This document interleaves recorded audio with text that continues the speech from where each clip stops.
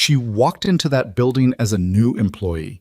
She walked out hiding bruises on her wrist and carrying a secret that would bring a $1 billion empire to its knees.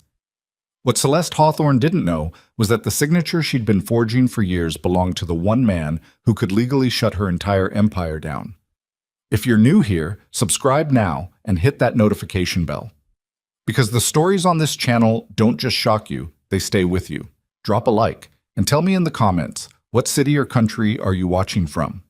Let's see how far this story travels. The parking lot at Titan Axis Corporation smelled like fresh asphalt and ambition. The kind of place that had been expanded 3 times in 6 years because the money kept coming faster than anyone knew where to put it. The main campus sat on 40 acres outside of Raleigh, North Carolina, a sprawl of glass and steel that caught the morning sun in a way the architects had clearly planned, because nothing about Titan Axis happened by accident. Or so the company liked to say.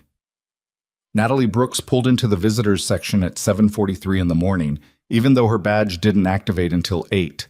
She sat in her car for a minute with the engine off, looking at the entrance. The lobby doors were tinted dark bronze. 2 security guards stood just inside.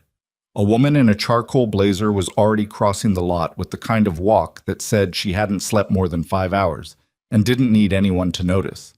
Natalie had been a contract attorney for 11 years.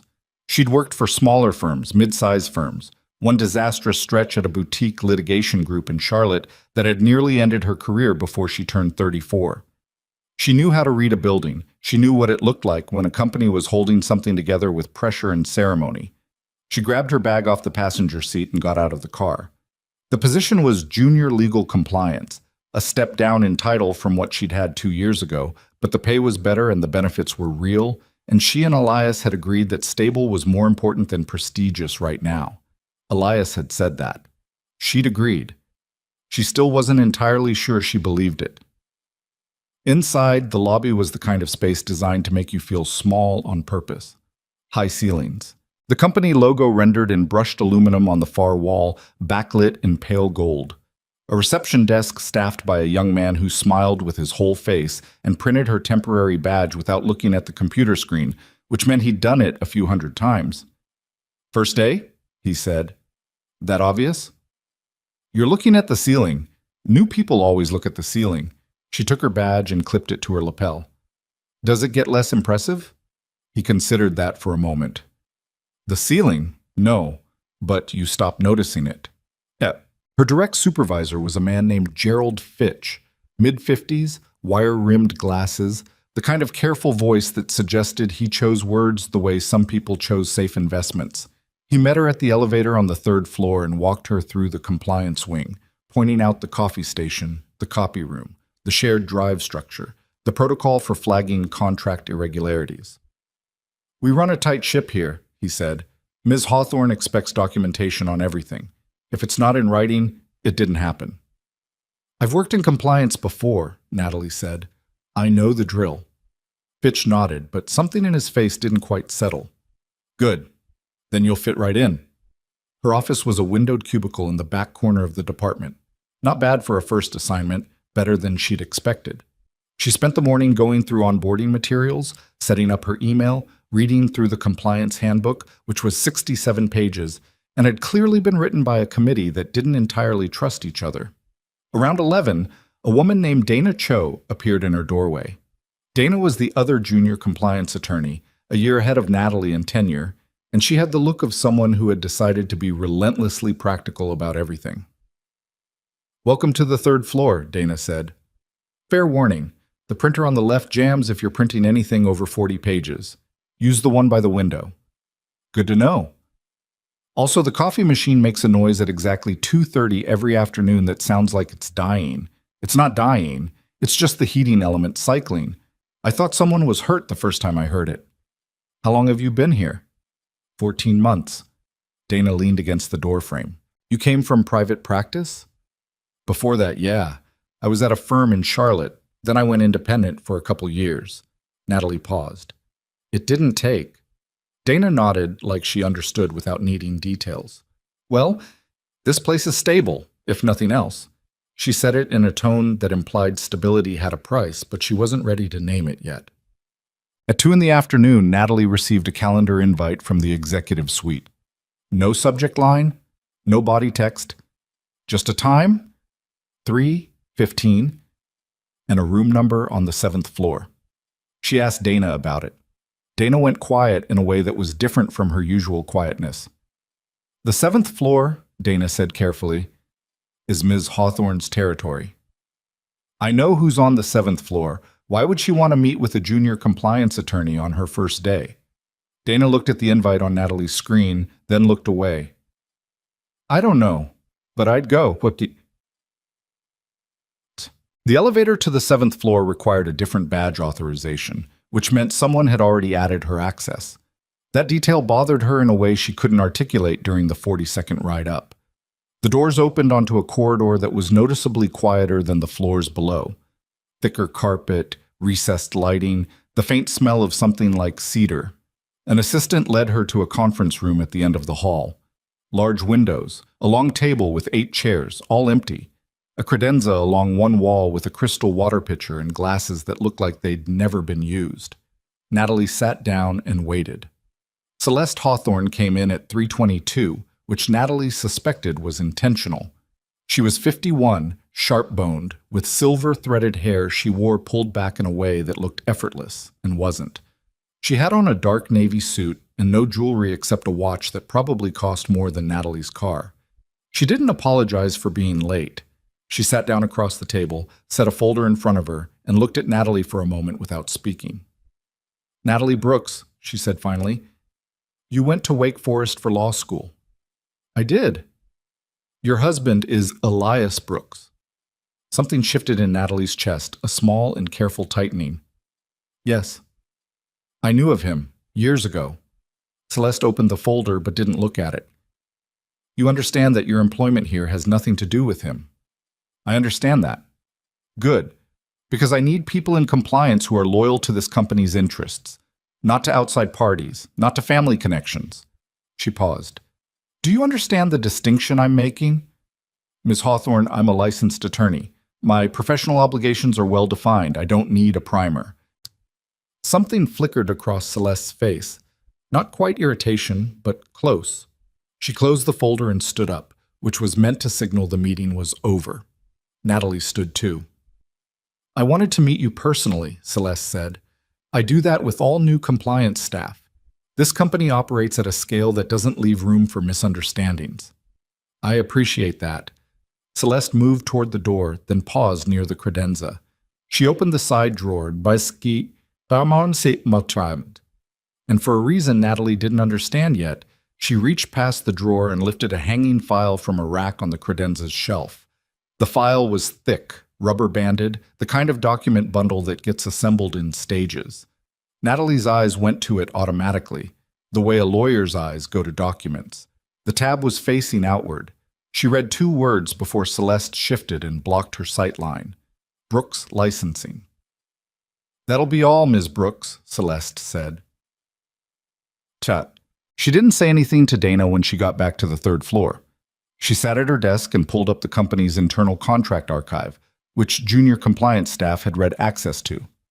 She typed in search terms, careful terms, the kind that wouldn't look strange in an access log.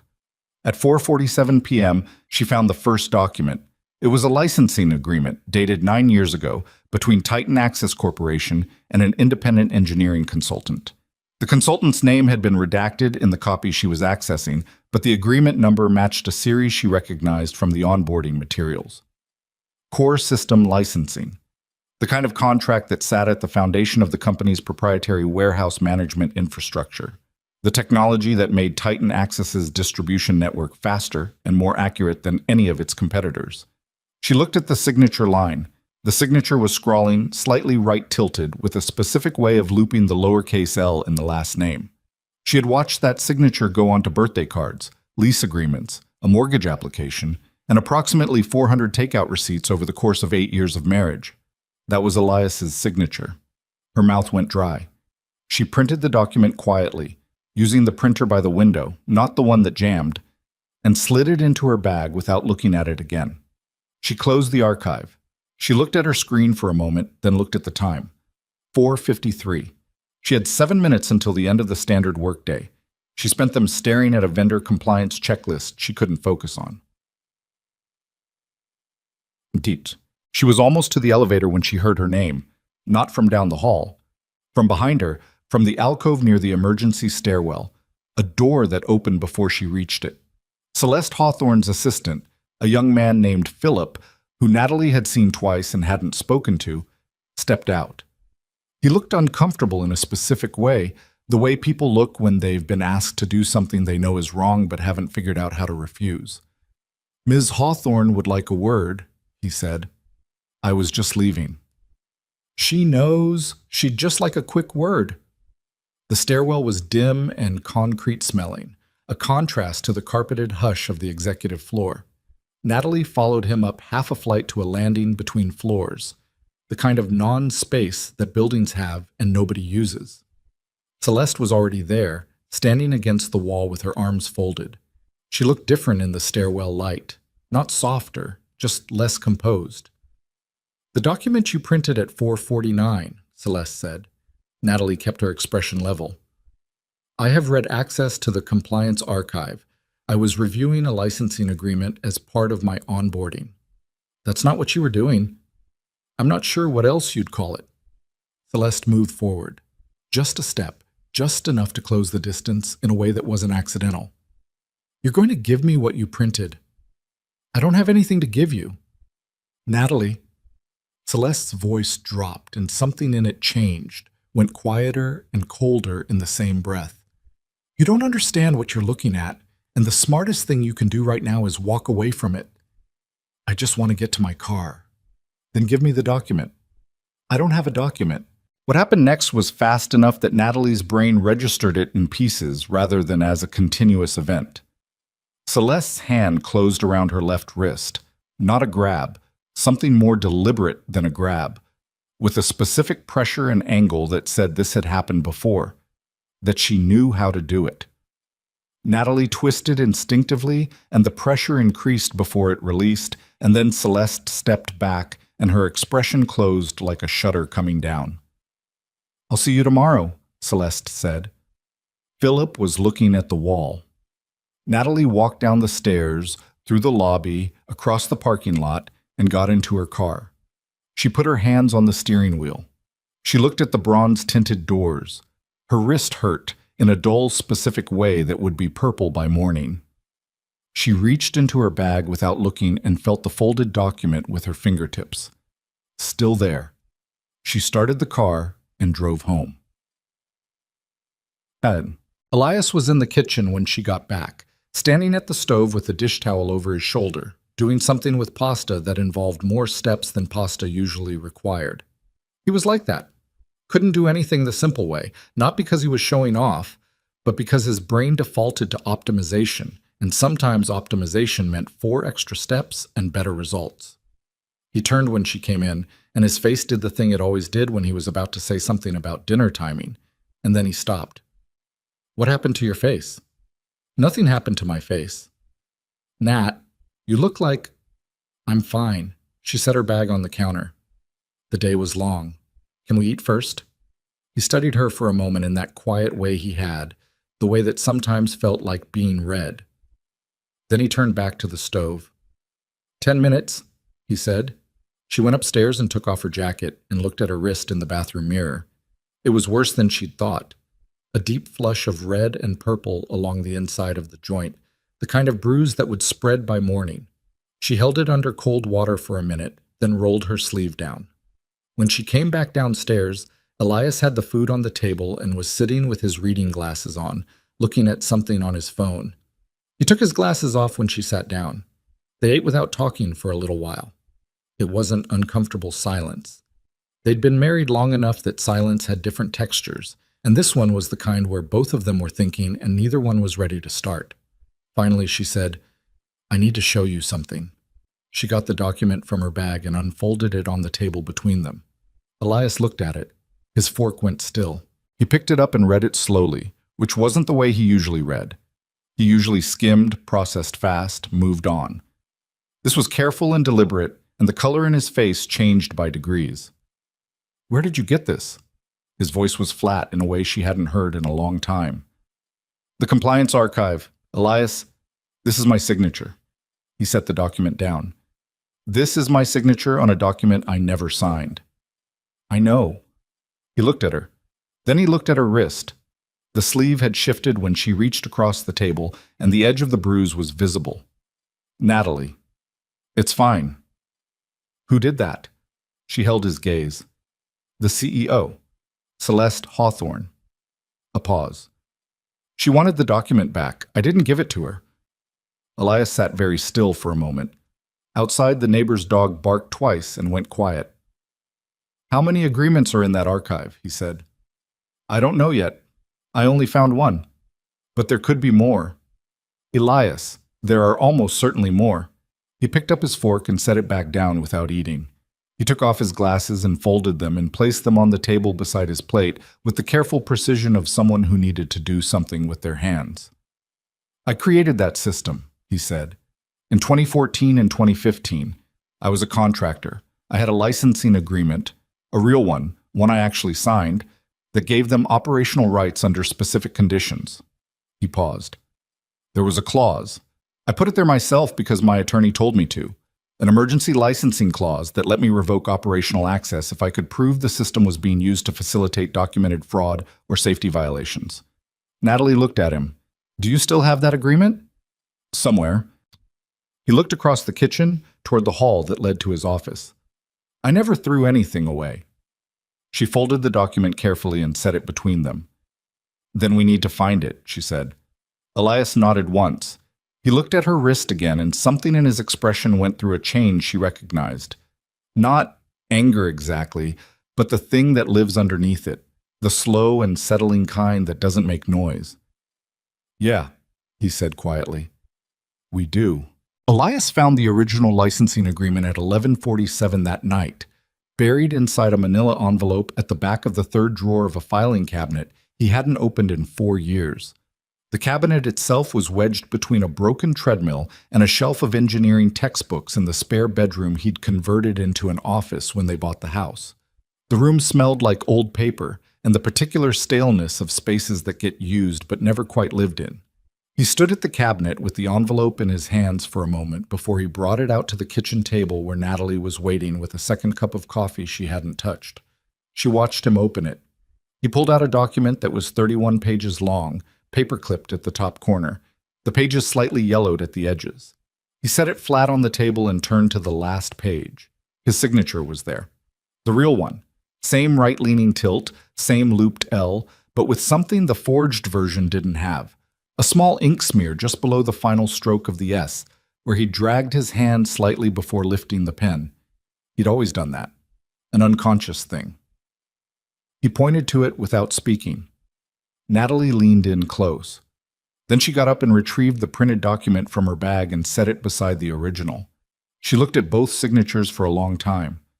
"The smear," she said. "I've signed my name the same way since I was 19. That smear shows up on almost everything I've ever signed. It's not on their version. They copied the shape, but not the habit." "Right." She straightened up. "Elias, if they forged your signature on the agreement in the archive, they might have forged it on others. Amended agreements, addendums, waivers." She paused. Waivers that would have given up rights the original contract was designed to protect. He'd already been thinking that. He'd been thinking it since he sat down to read the forged document, turning it over in his mind the way he turned over engineering problems, looking for the failure point, the place where the structure had been compromised. "The emergency clause," he said. "If they forged an amendment that purported to remove it, they'd have thought they were covered." "Do you have any other documents from that period? Correspondence, emails, drafts?" "I have everything." He looked toward the office. "I kept everything. I always kept everything. My old attorney told me to, and He stopped. "Her name is Margaret Osei. She's been in private practice in Durham for 20 years. She drew up the original agreement." "Is she still practicing?" "As of 3 years ago, yes. I ran into her at a conference." He looked at Natalie. "She'd have copies, attorney files. She'd have her own correspondence record." Natalie was quiet for a moment. She turned the original agreement to the clause section and read with her index finger moving under the lines, a habit from law school she'd never lost. When she reached the emergency licensing provision, she read it twice. "This is real," she said softly. "This is actually real, Elias. If corruption is documented and provable, you can trigger a controlled operational shutdown. You retained that right. They could have forged a waiver of it, but they couldn't actually remove it, not without your real signature on a valid amendment. And if they forged the amendment, then the original controls. The amendment is void." She set the document down. "But we need to know what else they forged, and we need to know what the forgeries were used to cover." He looked at her wrist. The bruise had darkened since dinner. She'd been careful not to use that hand reaching across the table, and he'd been careful not to say anything about it, because he knew her well enough to know that pointing at it again would make her close off. "I need to go back tomorrow," she said, before he could. "Nat, I know, but if I don't show up, it tells them something, and right now the one thing we have is that they don't know how much I've seen or what I've understood." She met his eyes. "I can handle one more day." He didn't say anything. That was the hardest thing he'd ever done in a marriage full of hard things. Sitting still when someone he loved walked toward something dangerous, because she was right, and walking toward it anyway. She was at her desk by 7:58 the next morning. Dana was already there, which was unusual. She looked up when Natalie came in and then looked back at her screen in a way that wasn't quite natural. "Morning," Natalie said. "Morning." A pause. "How are you feeling?" "Fine." "Why?" Dana looked up again. "Philip came by this morning, before 7. He was asking if I'd seen you yesterday afternoon, whether I knew when you left." Natalie set her bag down slowly. "What did you tell him?" "I said I didn't know. I said I left at 5 and didn't pay attention to anyone else."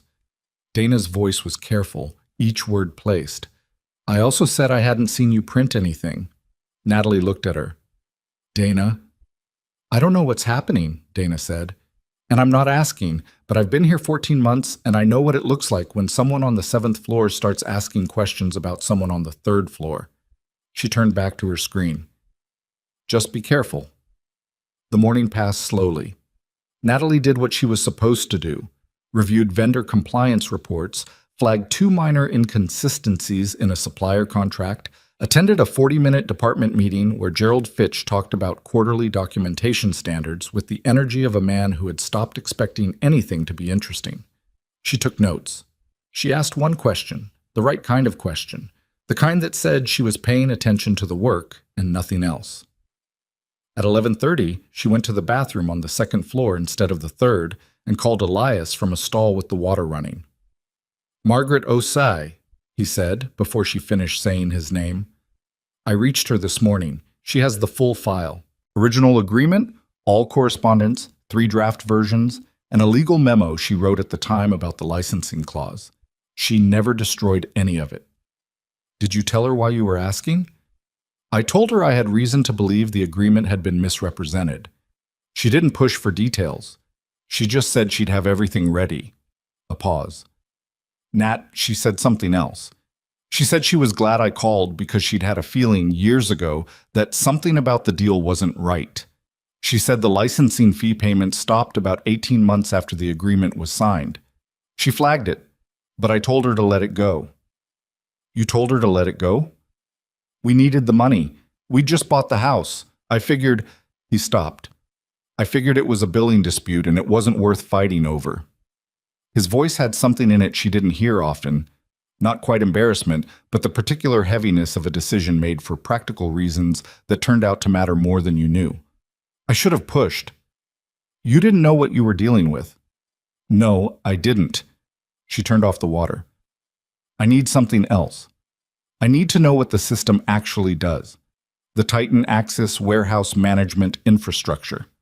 Not the marketing version, the actual engineering. What it controls, what shuts down if the licensing is revoked." "I built it, Nat. I know exactly what it does." "Then write it down. All of it. And I need you to be specific about the safety components, because when this goes to regulators, They're going to want to know that a shutdown won't hurt workers. It can't hurt anyone. It won't. The emergency clause specifically triggers a controlled safety shutdown. Everything goes to protected standby. Workers get evacuation time. No system just drops. He paused. That's why I built it in, because I knew someday someone might misuse the thing, and I didn't want anyone getting hurt when it was corrected. She exhaled. Okay, I'm going to make it to the end of the day, and then we need to sit down with everything. She made it to the end of the day. Barely. At 4:15, Gerald Fitch appeared in her doorway with an expression that was trying to be neutral and not quite succeeding. Ms. Hawthorne would like your access to the contract archive temporarily suspended while IT conducts a routine audit, he said. It's affecting several staff members. Shouldn't be more than a few days. Of course, Natalie said. Should I document the access gap for compliance purposes? Gerald blinked. I'll look into whether that's necessary.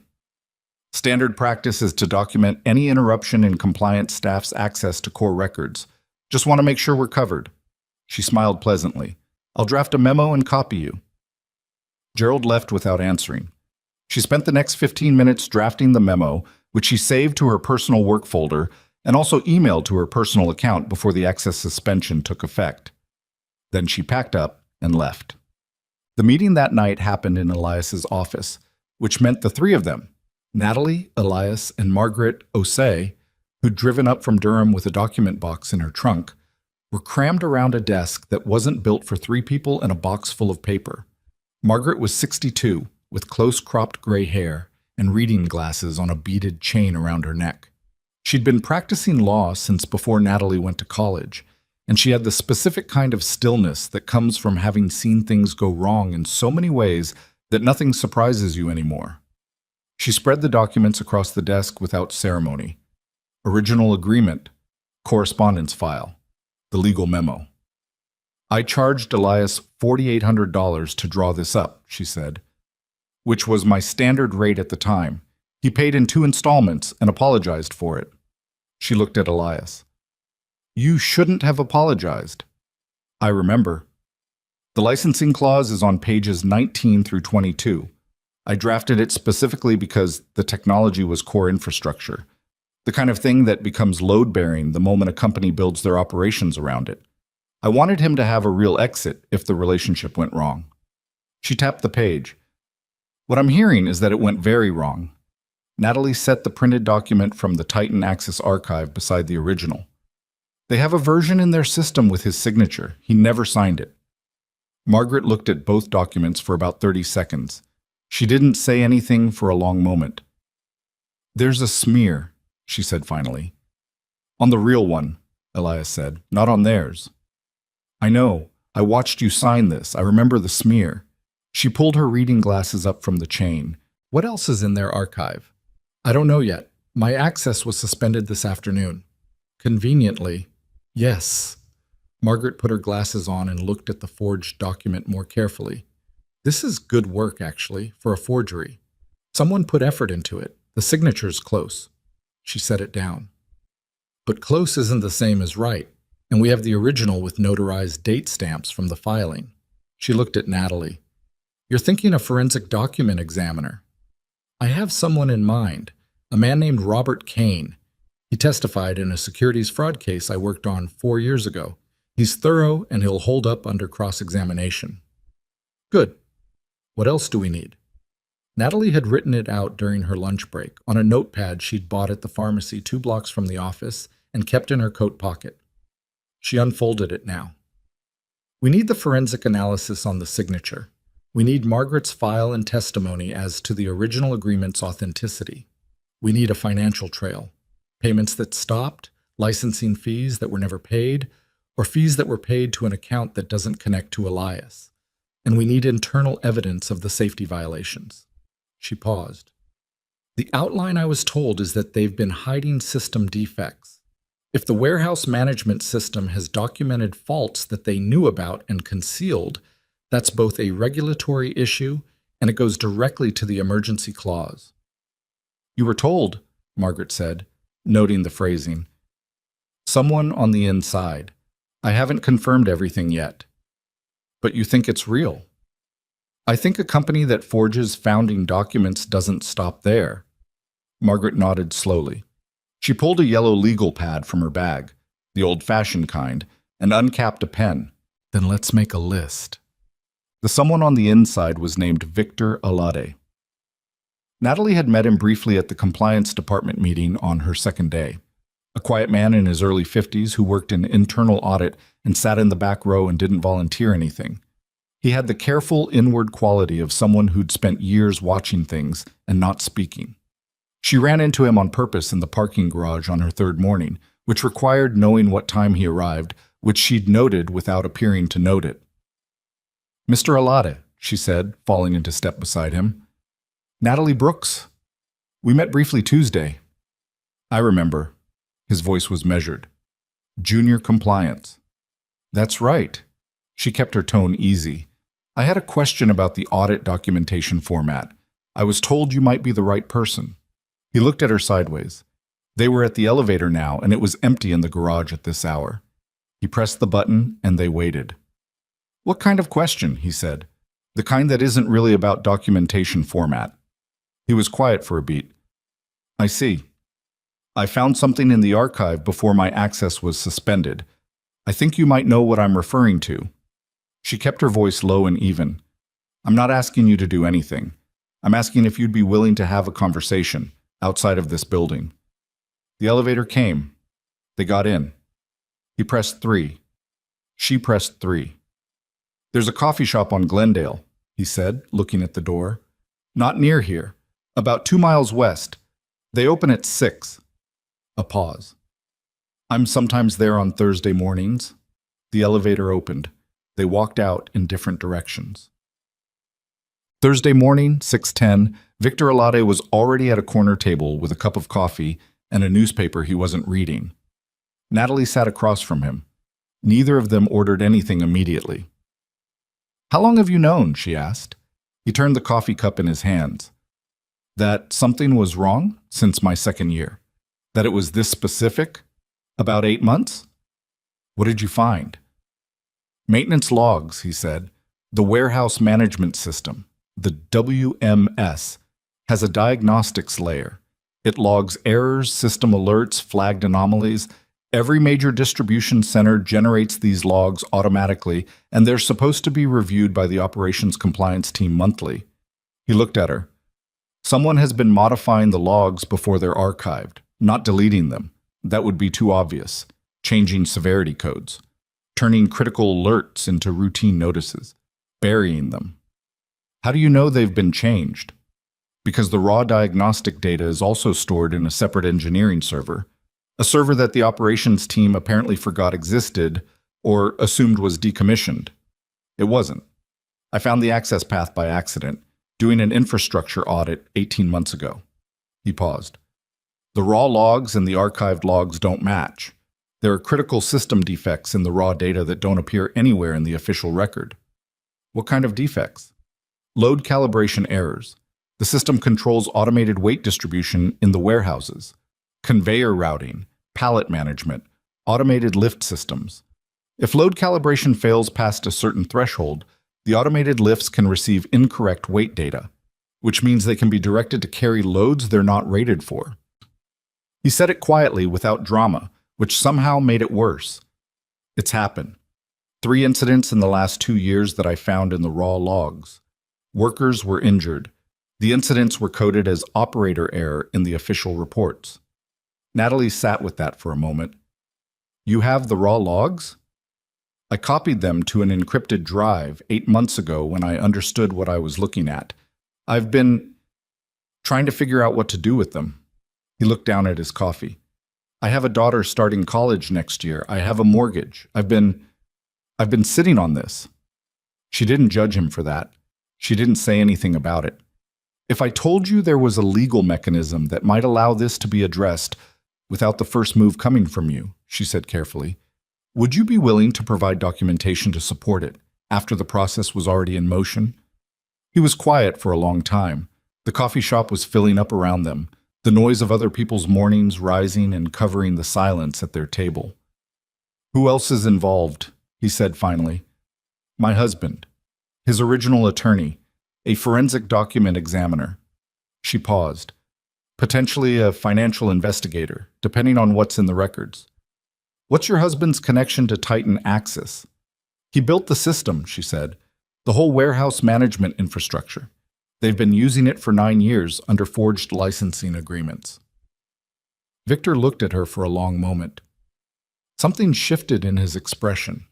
Not quite relief, but the particular look of someone who has been carrying something alone and has just been told they don't have to anymore, which is different from relief because it also involves a reckoning with how long you carried it. The encrypted drive, he said. I have it at home.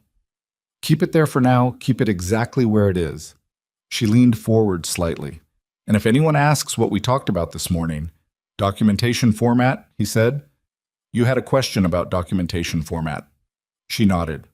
She finally picked up the coffee menu because sitting at a table without ordering anything was something people remembered. The financial investigator came through Margaret Osei, who had a professional network that stretched back 3 decades and apparently included everyone who was anyone in white-collar litigation support in the state of North Carolina.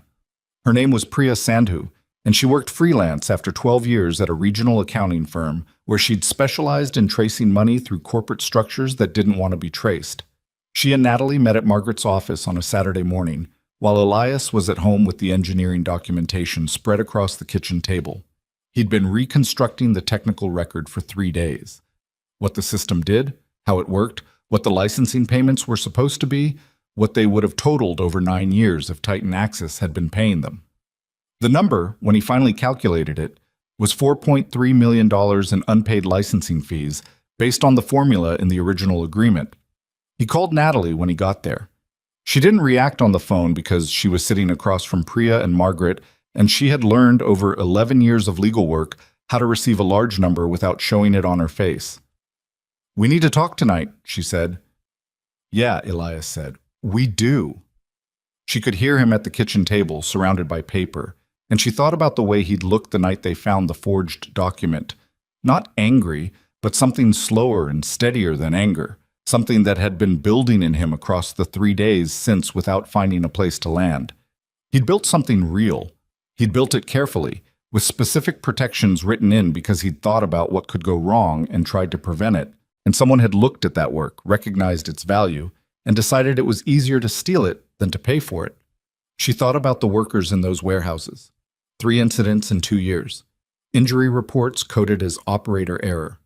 She thought about the bruise on her wrist, which had gone from purple to green at the edges, the way bruises do when they're healing but aren't healed yet.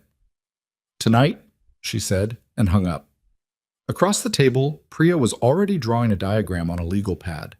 Corporate entities, payment flows, the financial architecture of a company that had built its balance sheet on a foundation it didn't own. If the licensing fees were never properly paid, Priya said, the revenue that should have offset them was absorbed somewhere, either into operational accounts or redistributed to executive compensation. She tapped her pen on the pad. Companies that commit this kind of fraud usually don't just commit one kind. You find a forged signature, you look for inflated contracts. You find inflated contracts, you look for false expense claims. It tends to compound. How long would it take you to trace it? Margaret asked. Depends on what's public record and what we can get through formal channels once we have legal standing. Priya looked at Natalie. But if your husband has 9 years of documentation and I have access to Titan Axis's public filings, I can build a preliminary picture in about 10 days. Start with the public filings, Natalie said. 10 days. Priya nodded and wrote something on the pad. Margaret refilled her own coffee from the carafe on the side table. The morning light was coming through the blinds in long, thin strips across the floor. They worked until noon. Then Natalie drove home and Elias had made sandwiches he'd left on the counter, practical and slightly haphazard, the bread cut uneven, the mustard applied too generously on one side. She stood in the kitchen and ate one without sitting down. He came in from the office and stopped when he saw her face. How bad is it? He said. It's as bad as we thought. She set the sandwich down. But we have everything we need, we just have to hold it together long enough to use it right. He leaned against the counter and looked at the table, still covered in his documentation. Margaret's confident about the original agreement? She's more than confident. She remembers watching you sign it. Natalie looked at him.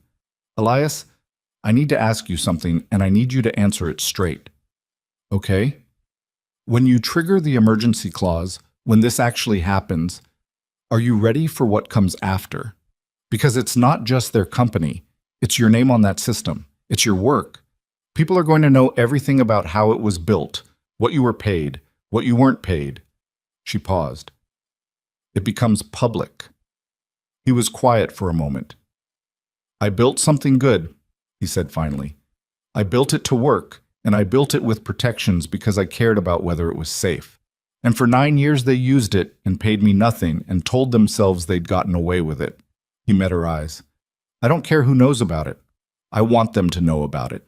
I want the whole thing out in the light. She held his gaze. Then she picked up her sandwich again and took a bite and looked out the window at the backyard where the grass needed cutting and neither of them had gotten to it. Okay, she said. Then we keep going. Priya Sandhu delivered her preliminary financial report on a Tuesday afternoon, 9 days after she said it would take 10. She drove to Margaret's office and spread 11 pages of printed analysis across the conference table without preamble, the way people do when the numbers speak clearly enough that introduction feels like stalling. Natalie sat across from her. Margaret stood at the end of the table with her reading glasses on. Elias sat beside Natalie with his arms folded and his jaw set in the way it got when he was processing something he hadn't let himself feel yet. The public filings alone tell most of the story, Priya said. She pointed to the first page, a timeline rendered in clean columns. Titan Axis reported licensing costs for the warehouse management system for the first 18 months after the original agreement.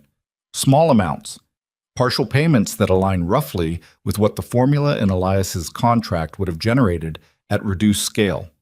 She moved her finger down. Then the line item disappears from their operational expense reports entirely.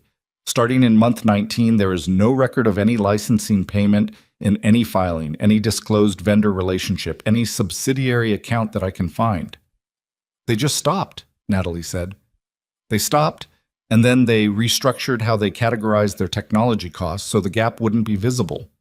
The WMS infrastructure gets folded into a broader proprietary systems line starting in their fiscal year 2016 annual report. Before that, it was itemized. After that, it's absorbed. Priya turned to the second page. Now here's where it gets more complicated. The technology is the backbone of their whole distribution model.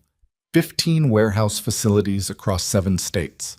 Revenue attributed directly to the WMS operational advantage has grown every year for 9 years. Their competitive pricing model, their same-day fulfillment guarantee, their contract wins with major retail partners, all of it depends on this system working the way it does. Which means the value they've extracted from it, Elias said slowly, is significantly larger than $4.3 million in licensing fees. Much larger. I can't give you a precise number without forensic access to internal records, but a conservative estimate based on their reported margins and market positioning puts the total value extracted from the unlicensed use of your technology somewhere between $60 and $90 million over 9 years. The room went quiet. Elias looked at the table. He didn't say anything for a moment. Natalie watched him and didn't reach for his hand because she knew he needed a second, and she knew when touching him helped and when it didn't.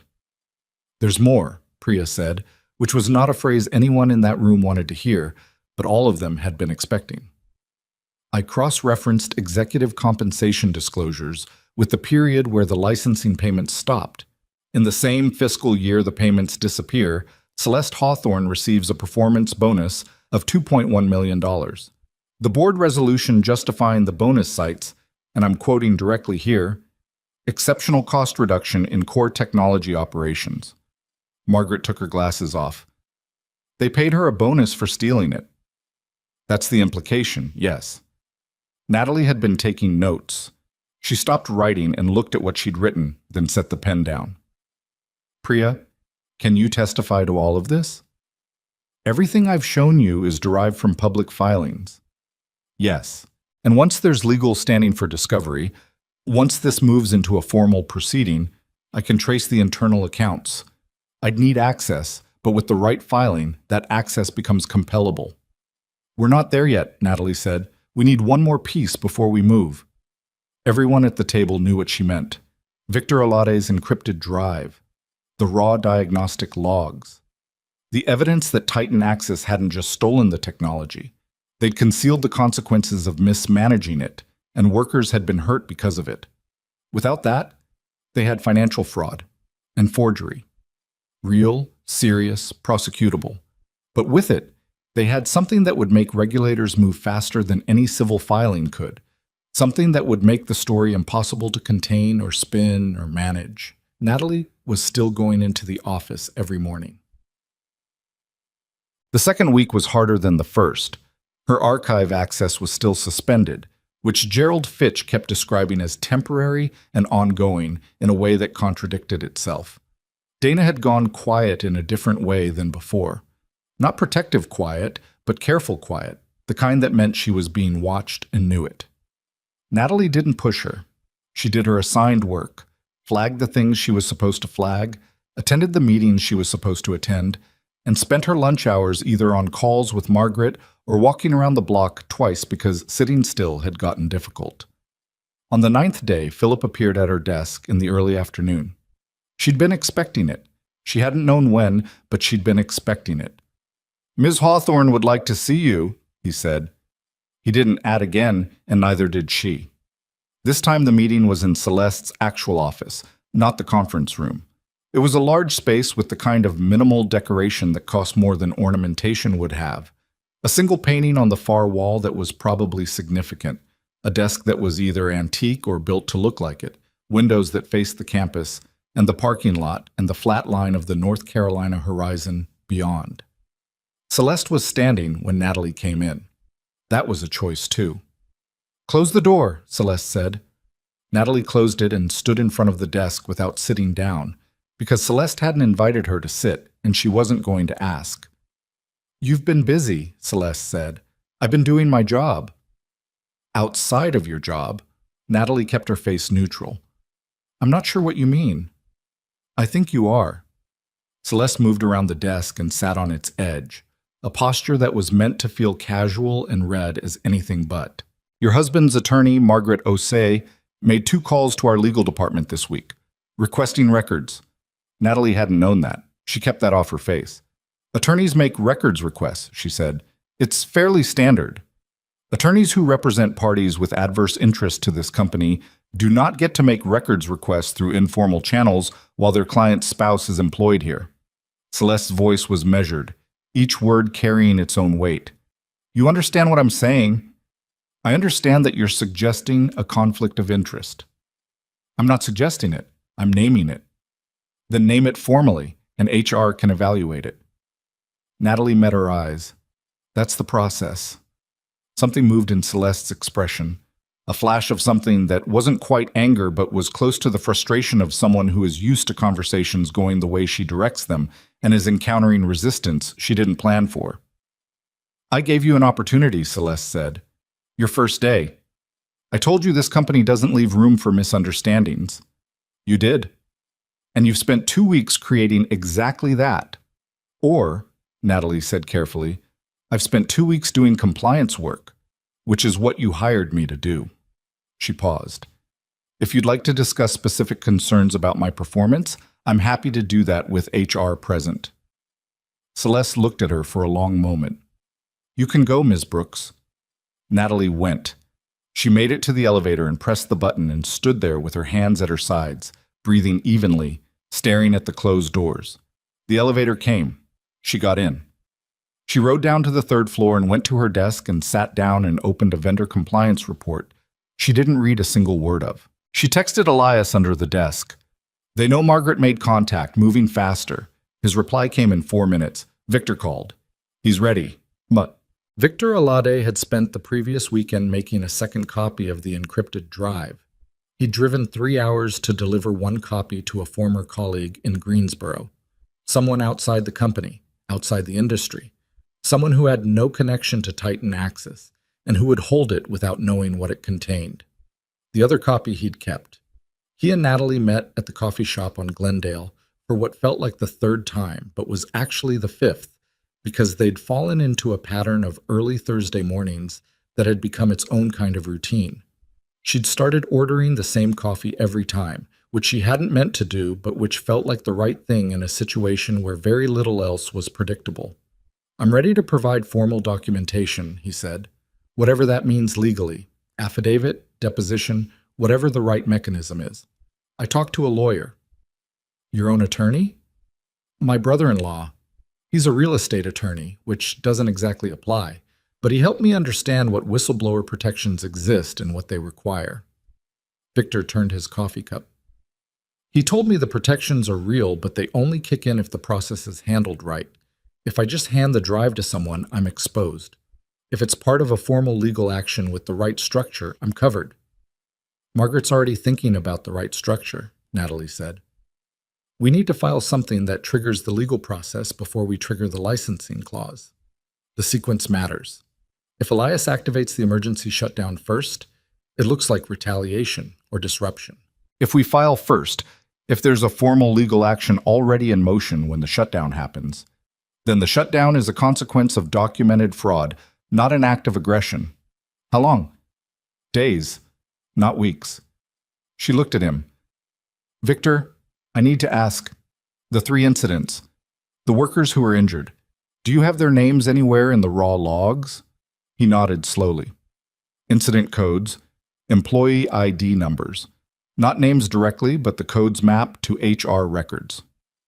"We're not going to subpoena HR records at this stage, but the incident codes and the raw log entries are enough to establish that real people were hurt, that the system defects were known, and that the severity was deliberately misclassified." She paused. "That's what moves regulators, not financial fraud. Financial fraud moves courts, but it moves slowly. Safety violations with documentation move the Occupational Safety Office and the state commerce regulators, and they move fast." Victor was quiet. He looked at the table. "I've thought about those 3 workers a lot," he said. "I don't know them, I've never met them, but I know what happened to them, and I know it was preventable, and I know the company wrote it up as their fault." He shook his head. "That's what actually made me decide. Not the money, not the licensing stuff. Those 3 people." Natalie didn't say anything to that. She just nodded once, which felt like the right amount. Robert Kane delivered his forensic analysis on a Thursday morning, the same Thursday as it happened that Natalie and Victor met at the coffee shop, which created a peculiar doubling effect where she received 2 critical pieces of confirmation within 2 hours of each other. Kane's report was 18 pages and contained the kind of technical language that was dense enough to be unassailable in court. He'd examined the forged signature under multiple analysis methods: ink composition dating, pressure pattern mapping, stroke sequence reconstruction, and his conclusion was unambiguous. The signature on the archived Titan Axis licensing document had not been produced by the same hand as the signature on the original agreement. The pressure distribution was wrong. The stroke initiation points were wrong, and the ink composition, while close, showed chemical markers consistent with a reproduction method rather than original ballpoint application. He'd also found something no one had asked him to look for. "There are 4 documents," Margaret said when she called Natalie. "Kane examined the forgery you found, and he cross-referenced it against 3 other documents that Priya flagged from the public filings, documents that reference the licensing agreement by number and purport to modify its terms. All 4 show the same forgery indicators. All 4 are from the same hand. So someone inside the company forged all 4. The same person forged all 4. Kane's fairly confident it was the same forger based on micropattern consistency. He can't identify who, but the consistency itself is significant. It suggests an organized, deliberate process, not a one-time desperation move." "It was planned from the beginning," Natalie said. "From very early on, yes. The first forgery is dated about 8 months after the original agreement was signed. They decided to eliminate the licensing obligation almost as soon as they understood what it meant." Natalie sat with that for a moment. The image of someone in the early days of Titan Axis's growth, looking at the original contract, understanding what the emergency clause could do, and making a calculated decision to remove it through falsification rather than renegotiation. "Margaret," she said, We need to file. I know. I've had the complaint drafted for 4 days. I was waiting for Kane. File it tomorrow morning. A pause. Are you sure? Once we file, they'll know we're moving. They already know we're moving. Celeste called me into her office yesterday. She knows Margaret made contact with their legal department. The window where we have any informational advantage is closing. Natalie kept her voice steady. File tomorrow, and I need you to coordinate with Elias, but he needs to be ready to activate the licensing clause within 48 hours of the filing. That fast. The complaint triggers it. The shutdown follows the complaint. That's the sequence that protects everyone. Margaret was quiet for a moment. When she spoke again, her voice had a different quality, not uncertain, but measuring. Natalie, once this starts, it doesn't stop. I know that. And you're still inside the building. I know that too. She told Elias that night. All of it, laid out on the kitchen table like the documents they'd been spreading across it for 2 weeks. She told him about Celeste's office, about Kane's 4 forgeries, about Victor's decision, about the filing going in the next morning. He listened without interrupting, which was not natural for him. He was a man who thought out loud, who processed by talking, and the effort of staying quiet while she spoke was visible in the way he kept his hand still on the table. When she finished, he said, I want to be the one to trigger the clause. You are the one. That was always, I want to do it myself, not through Margaret, not through a legal intermediary. My system, my name on the contract, my hand on the switch. He looked at her. Is that going to be a problem? No, it's your right under the agreement. Margaret will confirm the authentication and legal standing, but the activation is yours to execute. She paused. Do you know how to do it technically, after 9 years? He looked at her with an expression that said the question was slightly absurd. I built the shutdown protocol into the original system architecture. I documented it in case I ever needed to hand it off to someone. I know exactly how to trigger it and exactly what happens when I do. He paused. Every facility enters controlled safety standby. Automated systems go to protected hold. Nothing drops. Nothing loses power abruptly. Nothing creates a hazard for the workers on the floor. Emergency lighting stays on. Evacuation protocols trigger in sequence. The safety components were the ones I was most careful about. How long does the shutdown take? From activation to full standby, about 4 hours. It's gradual and controlled. The facilities will go quiet by dawn if we trigger it at midnight. Then that's when we do it. She looked at him. The filing goes in at 9 in the morning. By the time Titan Access's legal team has read it and understood what it means and gotten Celeste on the phone, it'll be afternoon. We trigger at midnight. By the time they have any legal basis to challenge the shutdown, the facilities will already be in standby and the regulators will already be notified. Elias was quiet for a moment. Nat, he said. Yeah. Are you okay? She thought about that honestly, the way she occasionally let herself think about things when she wasn't performing steadiness for someone else's benefit. I'm tired, she said. I'm tired and I'm a little scared and I've been holding a lot of things together at the same time for 2 weeks. She looked at him. But I'm okay. He reached across the table and covered her hand with his. His hands were larger than hers and slightly rough from years of working with physical prototypes and test equipment. And the weight of it was a specific comfort that she couldn't have described to anyone who didn't already understand it. Okay, he said. The complaint was filed at 9:04 the next morning. Margaret called Natalie at 9:07 to confirm. Natalie was sitting at her desk on the 3rd floor of Titan Access Corporation, looking at a vendor compliance report, and she said, "Thank you," in the tone of someone receiving routine information, and hung up. At 10:15, she heard raised voices from the direction of the executive elevator. Not words, just volume. The particular swell of sound that moves through a building when something is wrong at the top of it. At 10:43, Gerald Fitch came to her desk with an expression she hadn't seen on him before. Not the managed neutrality of before. Something closer to alarm running underneath a very thin layer of professional composure. The executive team is in an emergency session, he said. All compliance staff are being asked to refrain from accessing external systems until further notice. What kind of emergency? I'm not in a position to say. Just stay at your desk and focus on internal tasks. He left before she could respond. Dana appeared around the corner approximately 90 seconds later. She sat down in the chair across from Natalie's desk that wasn't meant to be a visitor's chair, but had become one by default. "There are lawyers in the building," Dana said quietly. "I saw 3 people come through the lobby with briefcases. They went straight to the 7th floor." Titan Access's own lawyers? "I don't think so. They didn't go to the legal department. They went straight to 7. External counsel. Celeste had called in external counsel within the hour, which meant the complaint had landed the way a complaint lands when the people it names are already aware they've been building towards something like this. "Dana," Natalie said, "I need you to do something for me." Dana looked at her steadily. "Okay. I need you to send yourself copies of every compliance report you've signed off on in the last 14 months. Personal email, off network. Don't send anything you didn't generate yourself." She paused. "And I need you to do it in the next hour." Dana studied her. "How much trouble is coming?"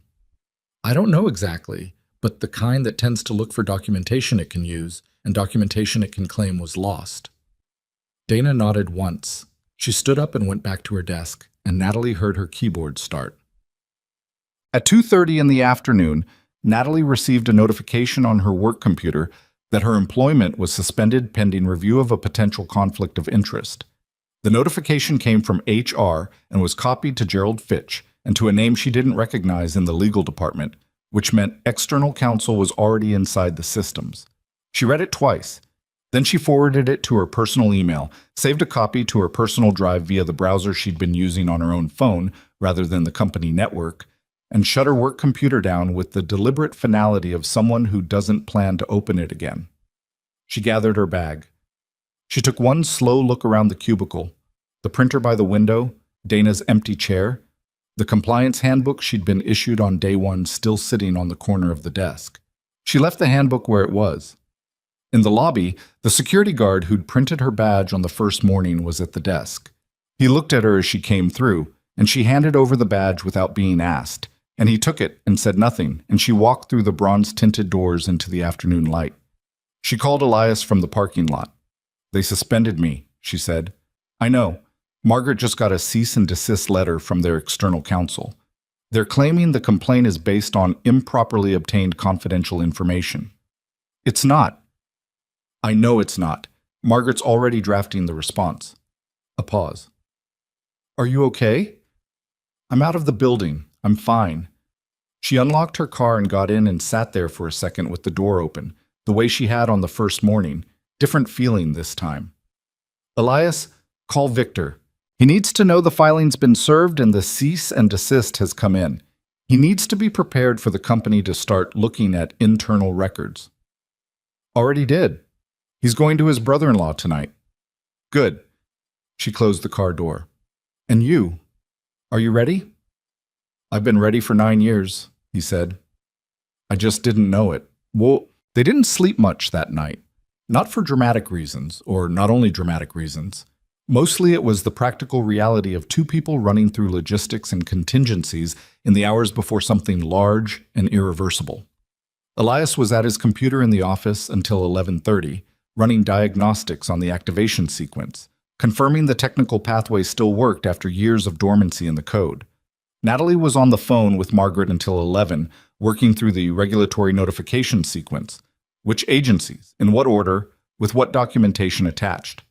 The Occupational Safety Enforcement Division of the State Labor Department needed to be notified first, because the safety violations were the most time-sensitive element.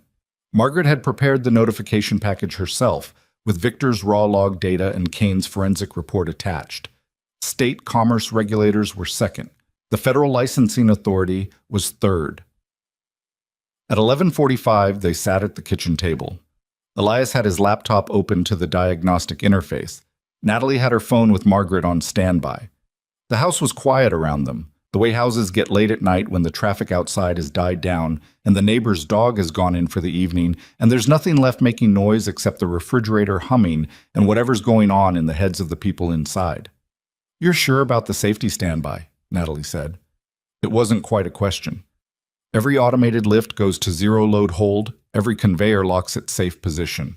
The system broadcasts the standby signal to floor management terminals. There will be supervisors on overnight shift who see the alert and initiate the standard evacuation protocol. No one gets hurt. He looked at her. That was always the most important part. I built the shutdown to be safe specifically because I knew the reason someone would ever use it would be a situation where things had already gone wrong enough that I couldn't trust the other side to prioritize safety. You planned for them, she said, before you even knew who they were. He looked at that thought for a moment. I planned for the possibility of someone like them, he said. Yeah. She looked at the clock on the microwave, 11:58. Margaret's ready, she said. Okay.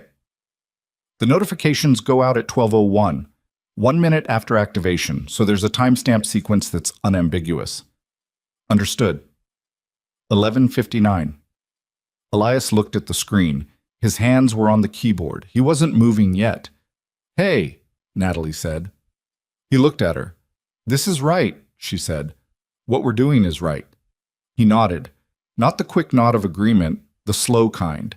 The kind that means the person has thought about it from multiple angles and arrived at the same place each time. The microwave clock turned to midnight. He typed the activation sequence. 11 characters, a specific combination he'd written into the original code 11 years ago and hadn't used since. He pressed enter. For a moment, nothing visible happened. Then a status window opened on the screen, green text on dark background, and began cycling through facility codes in sequence. The identifiers for each of the 15 warehouse locations across 7 states. Beside each code, a status marker shifted from operational to standby initiating. The sequence ran in silence. Just the soft click of the keys in the refrigerator and the two of them watching green text on a dark screen. By 12:04, all 15 facilities were in standby initiation. By 12:17, the first 3 had completed transition to protected standby. By 1:13 in the morning, the last facility, a distribution center in eastern Tennessee, completed the cycle. System status, full controlled standby. All facilities. Safety protocols active. Elias sat back. Natalie had sent the notifications at 12:01, as planned. Margaret had her own copies. Victor's documentation was already in the hands of the Labor Department's Enforcement Division through a separate channel his brother-in-law had arranged. It was done. Not finished. None of it was finished. The hard parts were still ahead in the weeks and months that would follow. But the moment they'd been building toward for 2 weeks was done, and there was nothing Celeste Hawthorne or her external counsel or her board of directors could do in the next several hours that would undo it. It worked, Elias said. His voice was flat in the way voices go when emotion is present but not performing. Natalie looked at the screen. All 15 facility codes sitting in standby. The warehouse is quiet.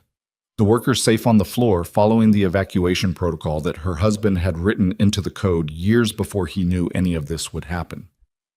Yeah, she said. It worked. She put her hand over his on the desk. Outside, it was just after 1 in the morning, and somewhere in the state of North Carolina, in a glass and steel building with bronze-tinted lobby doors and a logo in brushed aluminum, a phone was ringing in the dark on the 7th floor, and the woman who would answer it was about to find out that the empire she'd spent 9 years building on a foundation she'd stolen had just gone quiet. The call that woke Celeste Hawthorne at 12:43 in the morning came from her head of operations, a man named Dennis Plord, who had been with the company for 7 years and who had never once called her after 10 p.m.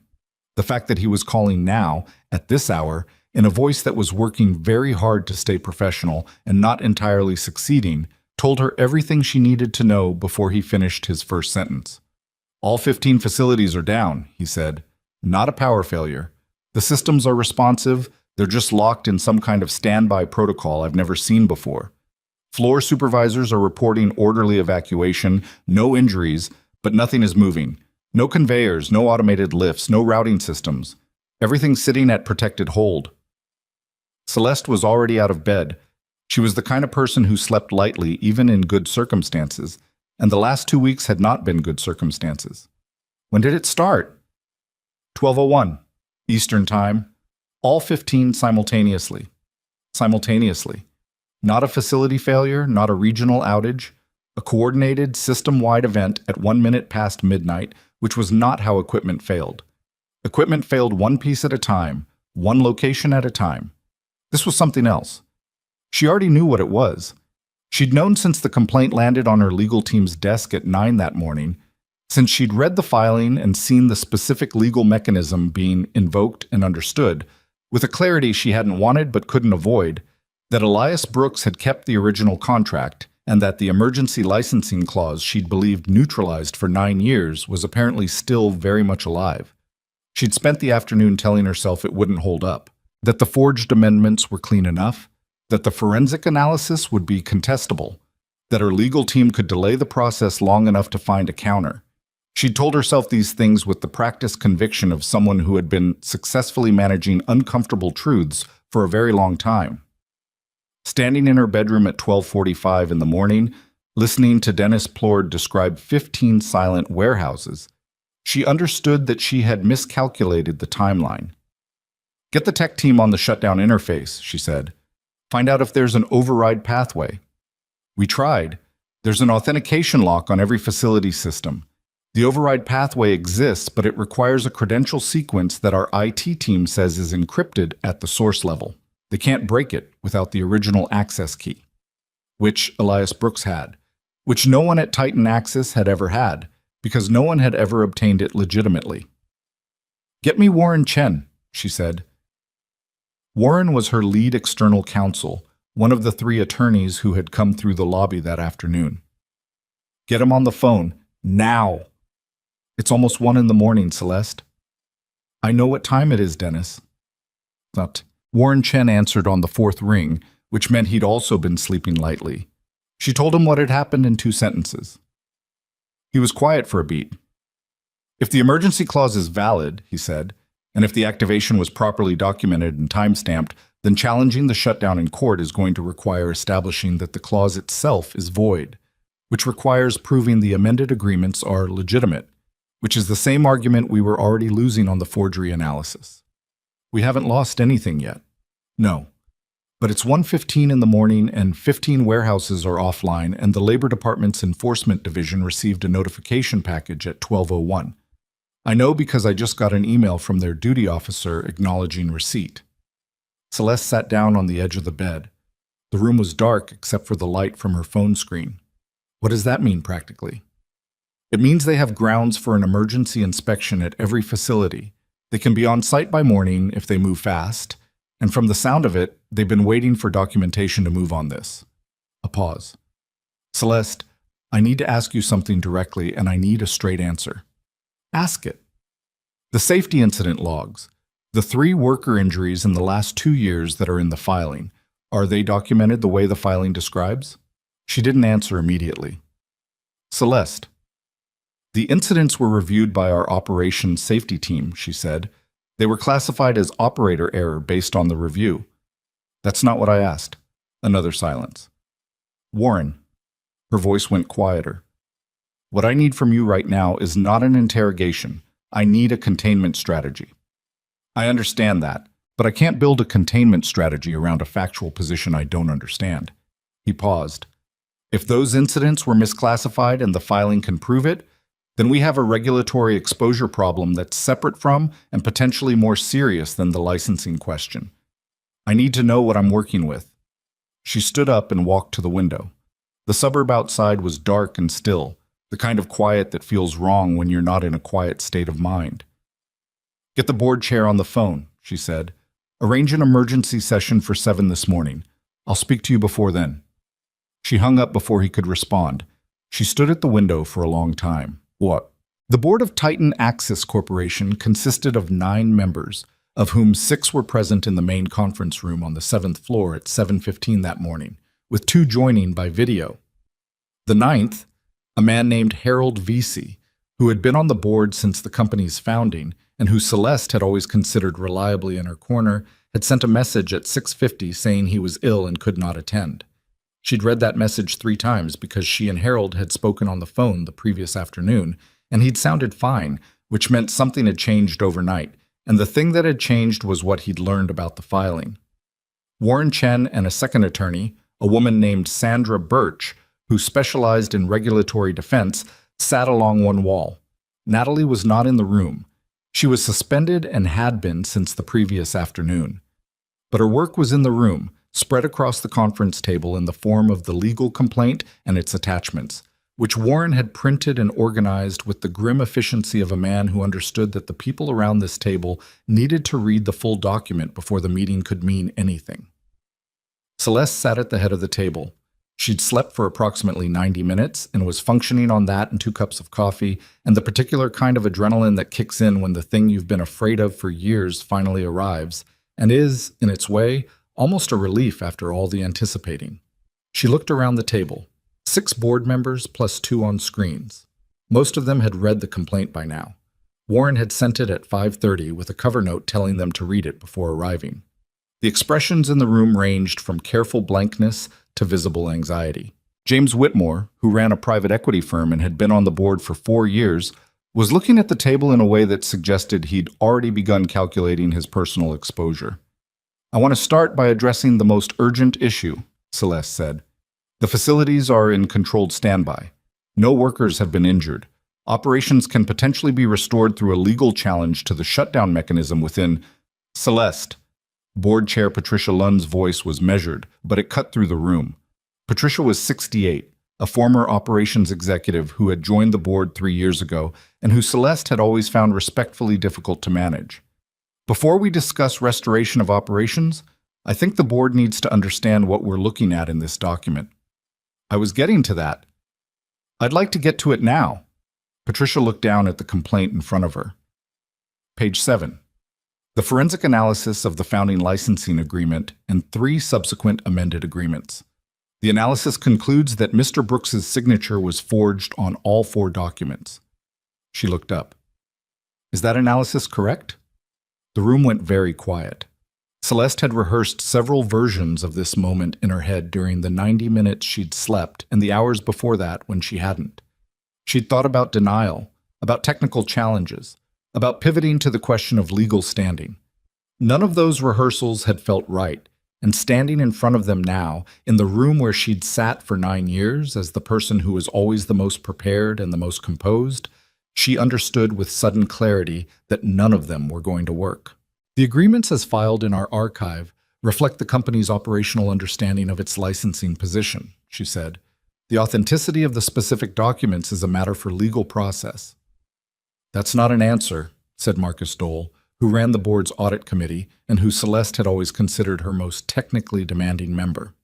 "The complaint includes a forensic report from a qualified examiner who identifies specific physical markers distinguishing the archived signatures from the original. The report is 18 pages. I read it this morning." He set his copy down. "Did the company forge these documents?" Celeste looked at him. "I need legal counsel before I answer that question," she said. Warren Chen, from his position along the wall, made a small sound that wasn't quite a sigh. The silence that followed was the kind that fills a room when the answer to a question has been given by the refusal to give it. Patricia Lund was the one who broke it. "I'd like to hear from Sandra on the regulatory exposure, specifically the worker safety component." Sandra Birch was mid-40s, with the specific kind of composure that comes from spending a career delivering bad news in professional environments. She opened the folder in front of her. The filing includes raw diagnostic data from the WMS engineering server, a backup server that was apparently not decommissioned. The data covers a period of approximately 4 years and shows critical-level system alerts that were not reflected in the official maintenance logs. "The discrepancy is substantial." She paused. 3 specific incidents are identified in which workers sustained injuries. The raw logs show active critical alerts in the automated lift systems at the relevant facilities in the 72 hours preceding each incident. The official incident reports classify all 3 as operator error. "The implication being," Patricia said, "the implication being that the company had system-level warning of potential equipment failure, and the warnings were not acted on, and the subsequent injuries were classified in a way that obscured the system's role." Sandra closed the folder. The Labor Department's Enforcement Division received the full documentation package at 12:01 this morning. Based on my experience with enforcement timelines, we should expect inspection notices at the affected facilities within 24 to 48 hours. James Whitmore finally looked up from the table. "What's the exposure number?" "For the regulatory piece alone, in the range of 8 to 20 million in penalties, depending on findings. The civil liability exposure for the injured workers, assuming they pursue claims once they're aware of the raw log evidence, which they almost certainly will, is harder to quantify but potentially significant. Sandra paused. That's separate from the licensing damages claim, which the filing values at $4.3 million in unpaid fees and indicates further damages analysis is ongoing. Ongoing, Marcus said. Yes, Priya Sandhu, the financial investigator identified in the filing, has indicated that full internal access would likely produce a substantially larger number.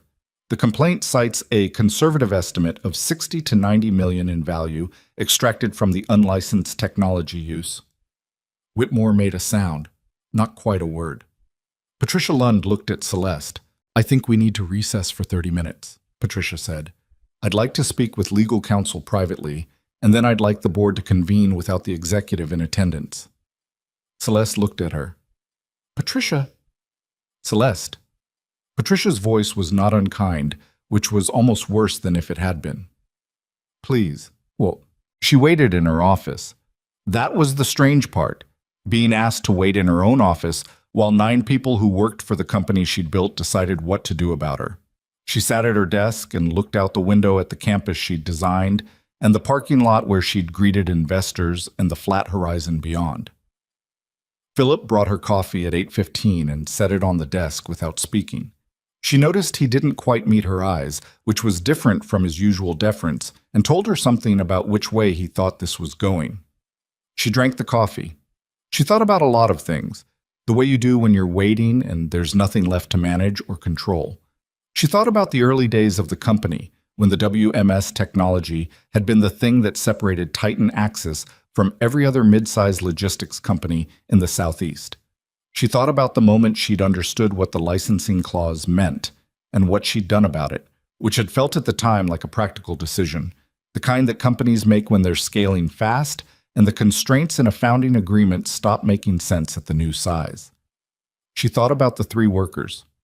She'd known about the incident log issue for about 8 months, not through Victor Alade, who she hadn't known was looking at the engineering server, but through a quiet conversation with the head of operations that had ended with a mutual understanding that certain alert categories would be managed at the regional level and not escalated. She'd told herself it was an acceptable risk management approach. She'd told herself the system was stable, that the alerts were conservative, that no one had gotten seriously hurt. 2 of the 3 workers had missed significant time. One had ongoing physical therapy for a shoulder injury. She picked up her coffee and put it down without drinking more of it. At 9:07, Patricia Lund came to her office door. The emergency board session, the one without Celeste, had lasted 48 minutes. Patricia delivered the outcome in 8 sentences, standing in the doorway with the door open behind her, which Celeste understood was deliberate. The board had voted 6-2, with 1 abstention, to remove Celeste Hawthorne as chief executive officer, effective immediately, pending formal documentation. The 2 dissenting votes had been James Whitmore and a board member named Carl Rubin, both of whom had financial arrangements with the company that made their positions easy to interpret. The abstention was from the board member who had joined by video and who Patricia didn't name. A temporary operations committee would be formed to manage the company during the transition. Warren Chen and Sandra Birch would lead the legal response. The board would be issuing a statement to investors, creditors, and employees by noon. Your employment contract specifies a transition protocol, Patricia said. Warren will be in touch with your personal attorney today. Celeste sat behind her desk. She looked at Patricia and tried to find something to say that was appropriate to the moment, and couldn't. Who's going to run it? She said finally. That's being discussed. The system is still in standby. You need someone who understands the technology. I know. That's also being discussed. Patricia paused. Celeste, for what it's worth, and I understand if it isn't worth much right now, I think you built something real here. Before the rest of it, the company's logistics model, the market position, the team, those are real things. She paused again. The rest of it is going to be what it's going to be. Celeste looked at her for a moment. Is that supposed to be comforting? No, Patricia said honestly. I don't think anything I could say right now would be comforting. I'm just saying what's true. She left. The door stayed open. The board's noon statement landed like the first stone in a pond whose ripples don't stop. By 2 in the afternoon, the 3 primary banking partners who provided Titan Access's revolving credit facilities had each issued formal notices of review, the specific kind of language that means the money isn't gone yet, but the people controlling it are looking for reasons to pull it. By 3:30, 2 of the company's major insurance carriers had notified the board that coverage for operational liability was being reviewed pending the regulatory findings, which was the insurance industry's version of the same message. By 4, 2 of the 5 institutional investors who between them held significant stakes in the company had placed their positions under internal review, which became public through market disclosure requirements and caused the company's private valuation, cited in a funding round 18 months earlier, to be quietly but visibly called into question. Priya Sandhu was watching the financial signals from her home office in Durham. She called Natalie at 4:15. "The credit facilities going under review is the critical one," she said. "Titan Access runs on revolving credit to fund operations between billing cycles. Most logistics companies do. If the banks actually suspend or reduce those lines, the company can't make payroll for the distribution centers within 30 to 60 days, which accelerates everything. Is that likely? The banks are going to want to know if the technology underlying the business model is legally sound. Right now, the answer is that it's in controlled standby under an emergency licensing clause that the company cannot unilaterally override. That's not a bankable position." She paused. "The state commerce regulators have already opened a formal investigation based on the notification package. I got a call from their office this afternoon. They want my analysis documents." "Margaret coordinated that?" "Yes, and the Labor Department enforcement team is scheduling facility inspections. They moved faster than Sandra Birch predicted. Notices went out to 3 facilities this afternoon, not tomorrow." Natalie was sitting at the kitchen table when she took this call.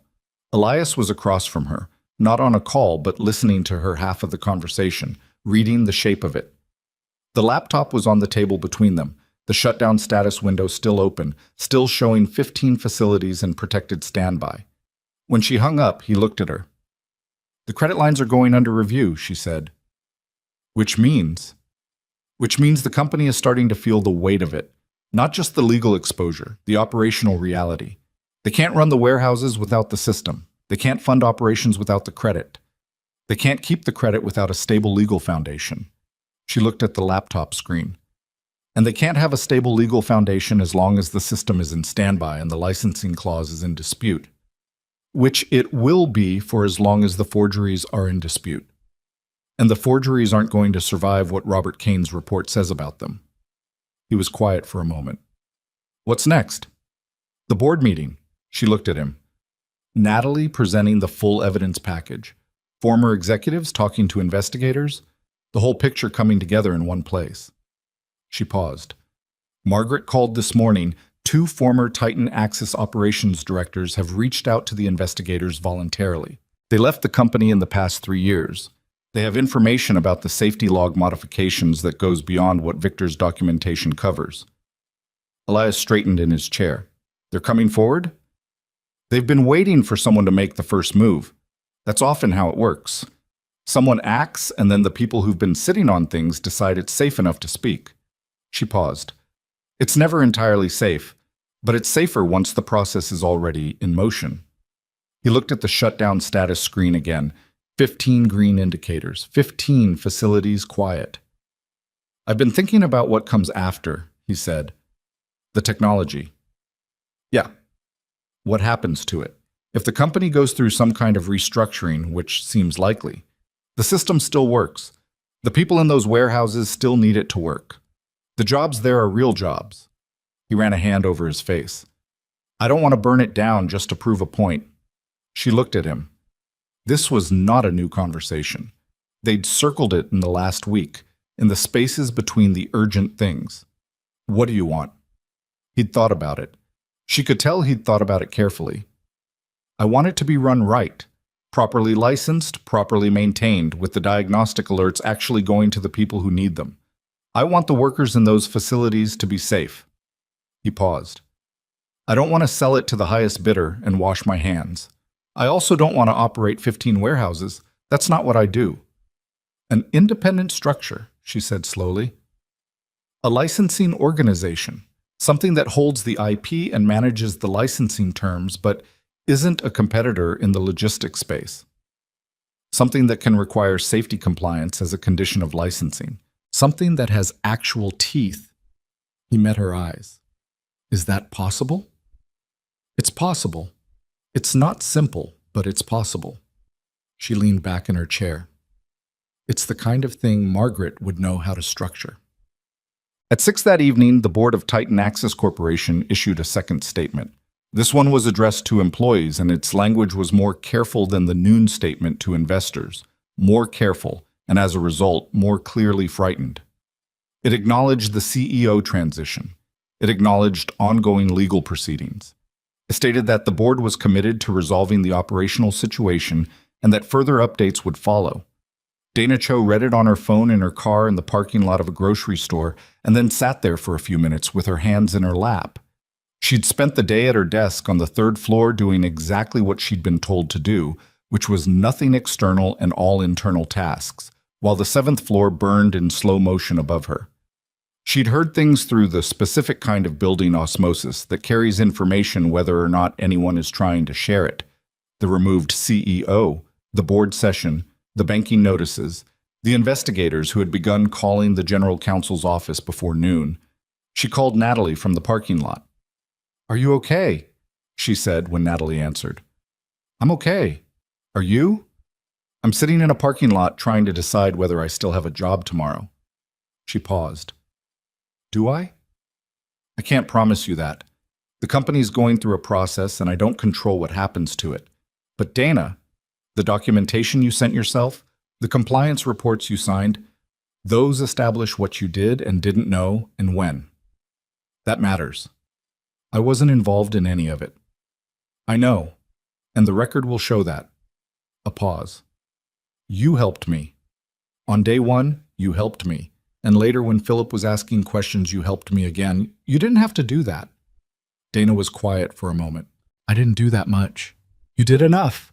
Natalie's voice was direct without being effusive. "I won't forget it."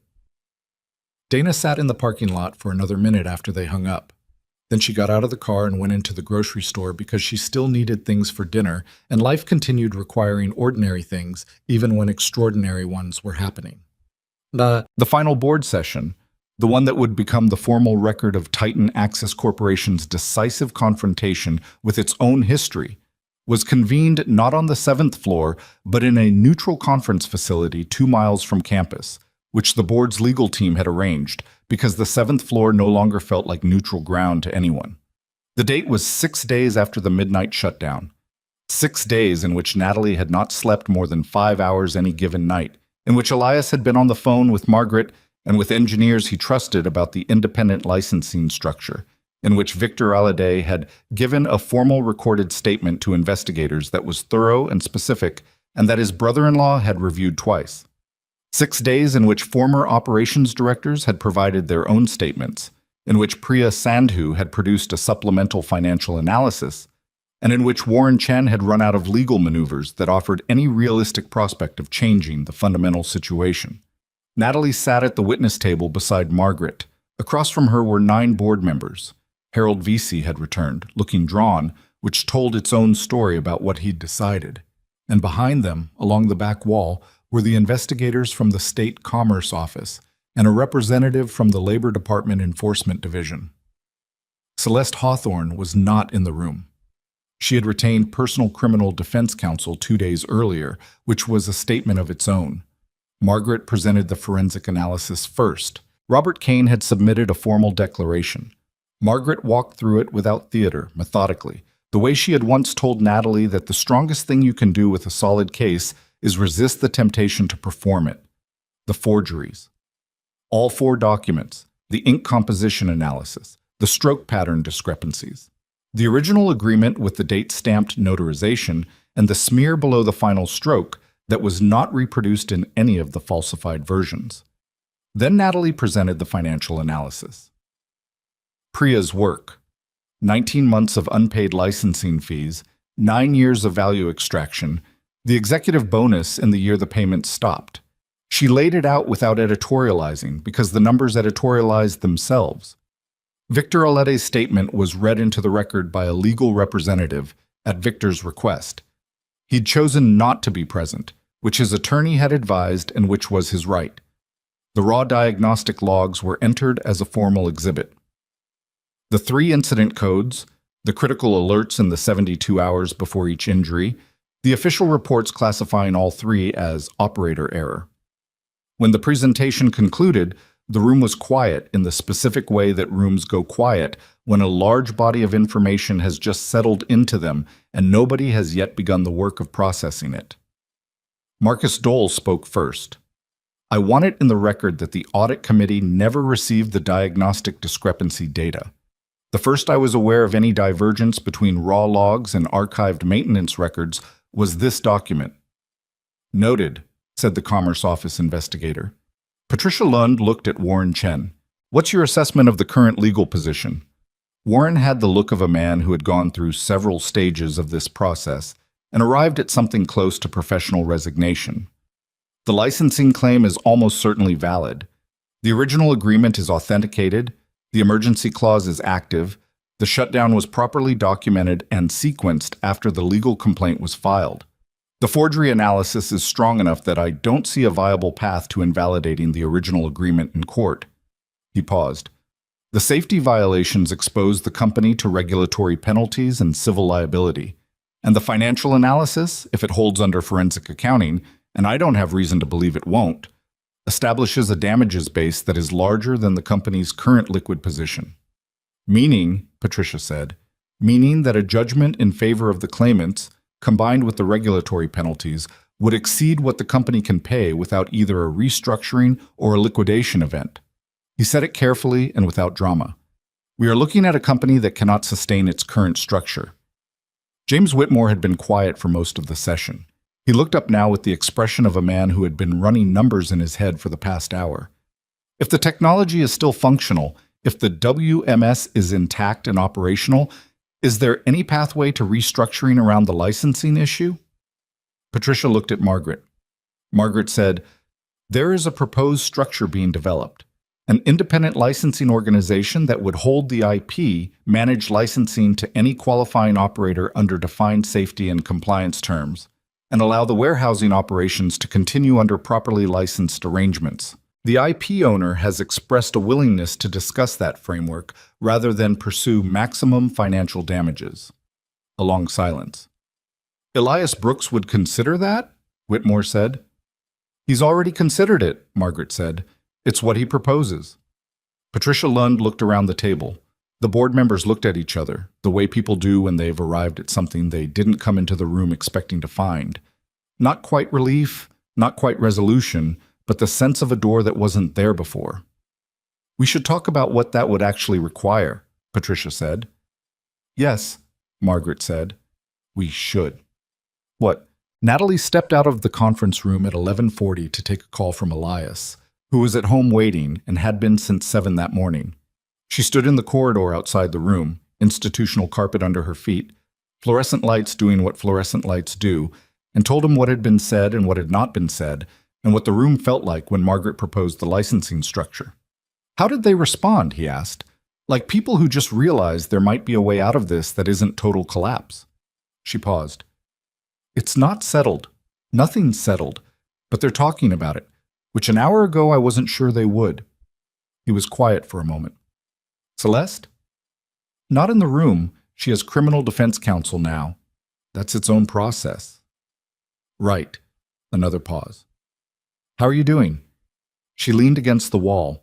The corridor was empty except for a water dispenser at the far end that was making a faint bubbling sound. Tired, she said. Genuinely, bone-deep tired. But I think it's going to hold together. What we built, the sequence, the documentation, the structure of it, I think it holds. It holds, he said. We were careful. You were careful. You built in the shutdown 11 years ago because you were thinking about this possibility before it existed. I was thinking about hypothetical bad actors, which turned out to be real ones. He made a sound that was almost a laugh. Not quite. Get through the rest of the session, he said. Come home. We'll figure out the next part when you get here. She straightened up off the wall.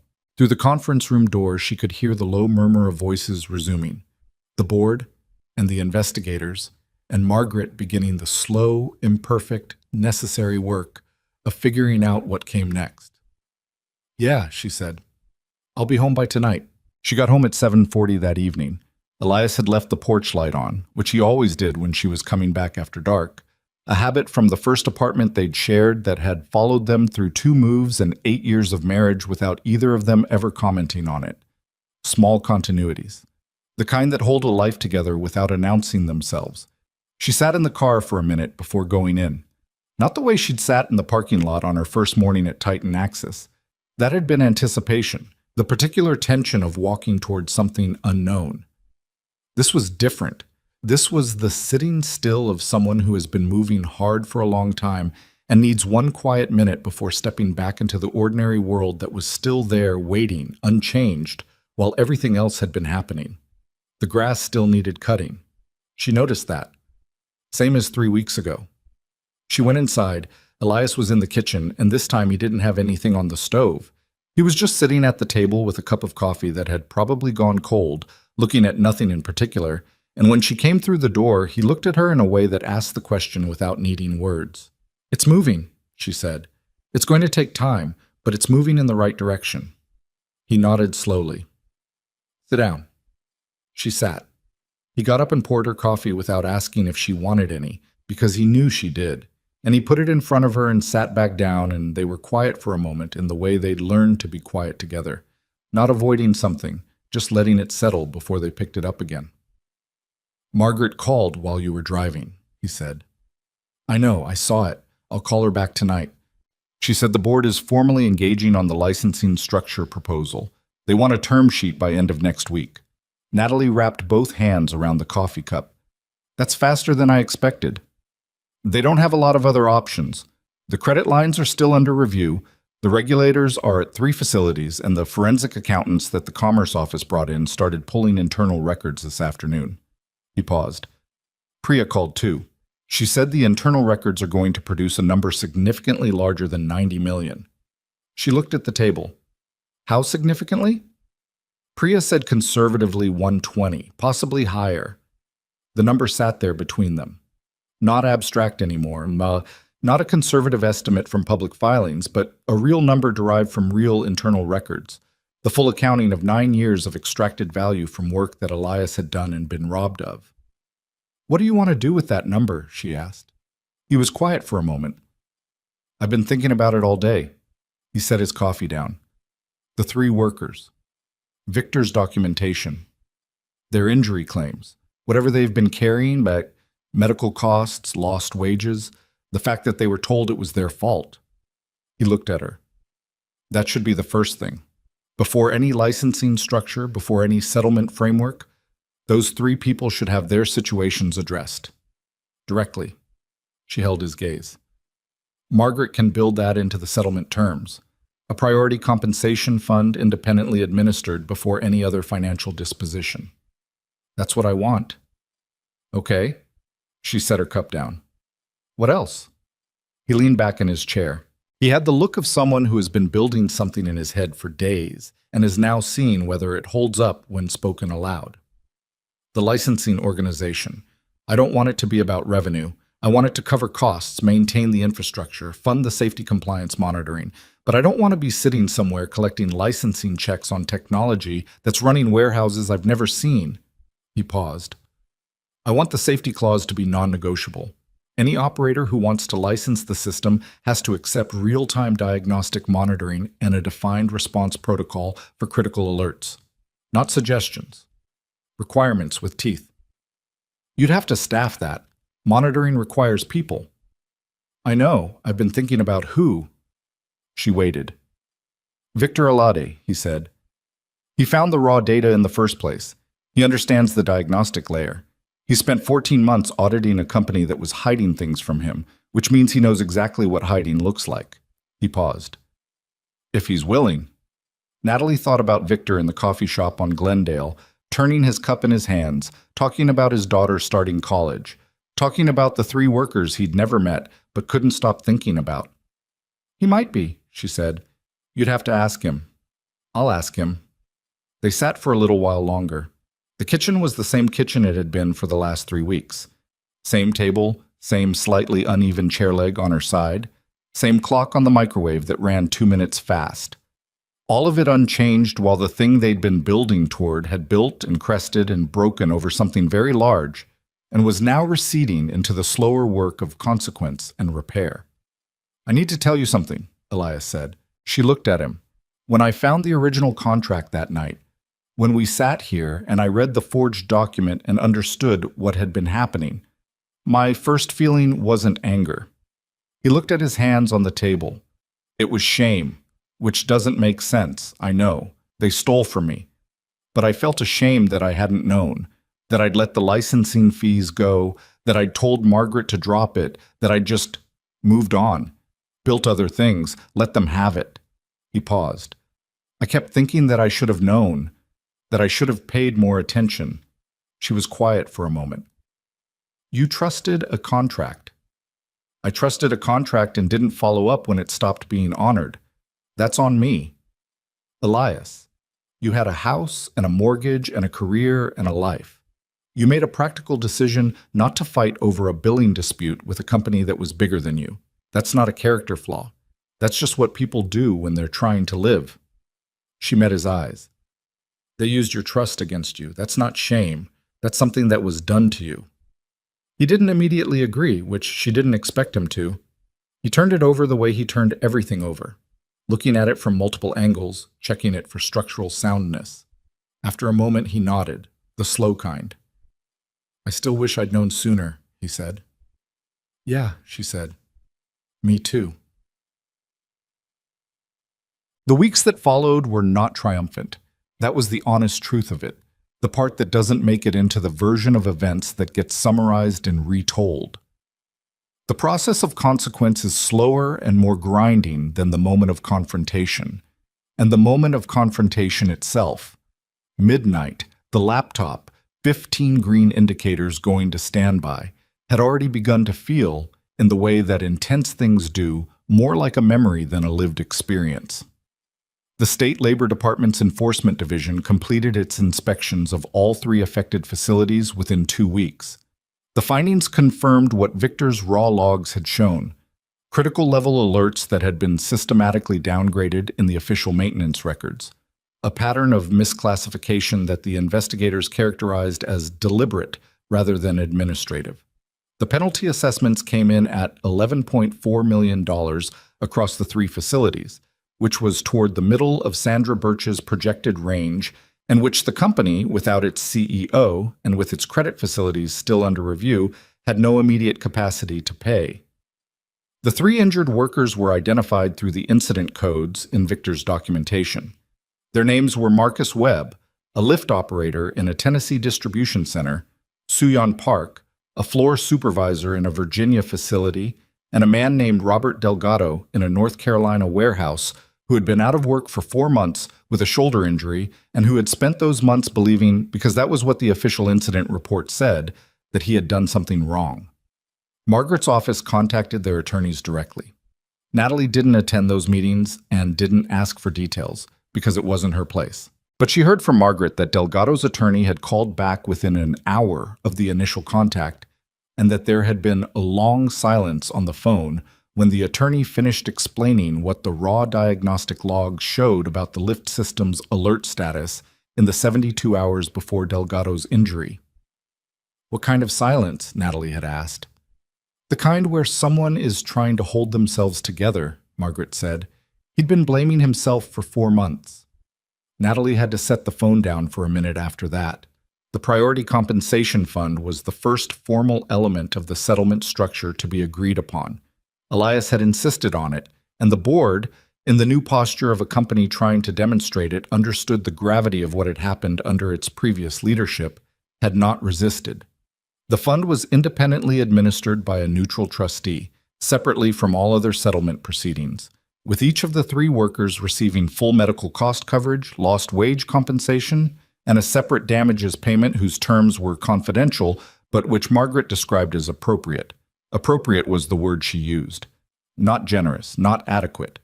Appropriate. The specific professional language that meant the number reflected what had actually been taken from these people and made a genuine attempt to address it, without being able to fully address it, because some things can't be fully addressed, only honestly reckoned with. Celeste Hawthorne was indicted on 6 counts 8 weeks after the midnight shutdown: wire fraud, securities fraud, conspiracy to commit document fraud, and 3 counts related to the concealment of workplace safety violations. Warren Chen was not her defense attorney. She had her own, a specialist in white-collar criminal defense from a firm in Washington who had handled cases like this before, and who, according to the legal reporting that Natalie made a point of not reading obsessively but occasionally did, was likely to pursue a strategy centered on the argument that Celeste had relied on the advice of counsel and hadn't personally directed the forgeries. That argument had a limited horizon, given that the board resolution authorizing the performance bonus in the year the licensing payment stopped bore her signature, and given that 2 former operations executives had provided statements describing conversations with her directly about the diagnostic log classifications. But the argument would buy time, which was often the realistic goal in cases of this complexity. Natalie knew all this and tried to hold it at a certain distance. Not because she didn't care how it resolved, she did, but because she'd learned over 11 years of legal work that waiting for criminal proceedings to deliver a specific emotional satisfaction was a reliable way to end up disappointed. The system moved at its own pace and produced its own outcomes, and the outcomes were rarely as clean as the story demanded. What she cared about was that the process was real, that the documentation was in the hands of people with the authority to do something with it, that the workers who'd been hurt had been reached, that the system Elias built was not going to keep running in the dark, under forged agreements, with its safety alerts suppressed. The rest was someone else's process now. Victor Alade said yes. He said it in the same coffee shop on Glendale at the same corner table on a Thursday morning in early November, which was by then several weeks after the last crisis meeting and several weeks before the licensing structure would be formally incorporated. Elias was there this time. He and Victor had talked twice on the phone before this meeting, but sitting across from each other in person was different, and both of them knew it. Elias had laid out the role honestly, without overselling it. Director of Safety Compliance and Diagnostic Oversight for the Independent Licensing Organization, which would be called the Brooks Infrastructure Trust, a name Natalie had suggested and that Elias had agreed to with some discomfort, because it sounded more permanent and more significant than he was entirely comfortable with, but which Margaret had argued was the right kind of signal to send about the organization's independence and accountability. The role was real work, not a title. Monitoring diagnostic feeds from licensed facilities, overseeing the alert response protocols, conducting quarterly reviews, flagging noncompliance. The kind of work that needed someone who understood both the technical layer and the human consequences of ignoring what the technical layer was saying. It's not going to be a comfortable job, Elias told him. You're going to be the person who tells operators when they're failing their own safety requirements. Some of them are going to resent it. I know what that feels like, Victor said. I know you do. That's why I'm asking you. Victor looked at his coffee. He had the same quality Natalie had noticed in the first meeting. That inward steadiness that came from years of watching and not speaking, and the particular weight that comes from having finally spoken. My daughter starts college in January, he said. The timing is... He stopped. The timing is actually fine. It's fine. He looked at Elias. What happens if I find something and the operator pushes back? The licensing agreement has a compliance enforcement clause. I built it in specifically. If a licensee fails to address a flagged safety issue within a defined response window, we can suspend their license. Not permanently. It's graduated. First flag is a notice and a response plan. Second flag is operational review. Third is suspension until resolved. He paused. And I'll back you every time. That's not a promise I'm making to sound good. It's a structural commitment. Victor studied him for a moment. You built the shutdown protocol before you knew you'd need it. You built the safety clause before you knew Titan Axis would ignore it. He paused. You think ahead. I try to. I don't always get it right. Nobody does. Victor looked out the window at the street for a moment. Yes, he said. I'll take the role. They shook hands across the corner table, which felt a little formal and a little necessary at the same time. Dana Cho was not the person who got credit for anything, which Natalie thought about sometimes. How the story, when it was later summarized in the state commerce regulator's public findings and in the legal reporting that covered the case, had no real room for someone like Dana. Someone who had said, "Be careful," and I left at 5 and didn't see anything, and the printer by the window doesn't jam. The small protections, the things that don't show up in a complaint or a forensic report, but that made the space around the harder things possible. Natalie called her the week before Thanksgiving.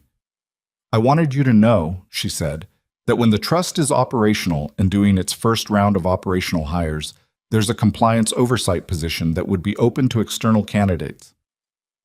Dana was quiet for a moment. "Are you offering me a job?" "I'm telling you a position exists. Applying for it would be your decision." Another pause. "What happened to my current job?" "Titan Axis's operations division is being restructured under new management. Your department is apparently being kept intact during the transition. You probably know more about that than I do." "I know about as much as anyone does, which is not very much." A pause. "Can I think about it?" "Of course." "Natalie," Dana's voice shifted slightly. "Is the new organization, is it going to be real? Not just a framework that looks good on paper?" Natalie thought about that for a second. The honest answer: "I think so. I think Elias is the kind of person who builds things that work because he can't make himself build them any other way. Whether the organization around the work stays real over time, that's harder to promise. Organizations drift. People get comfortable.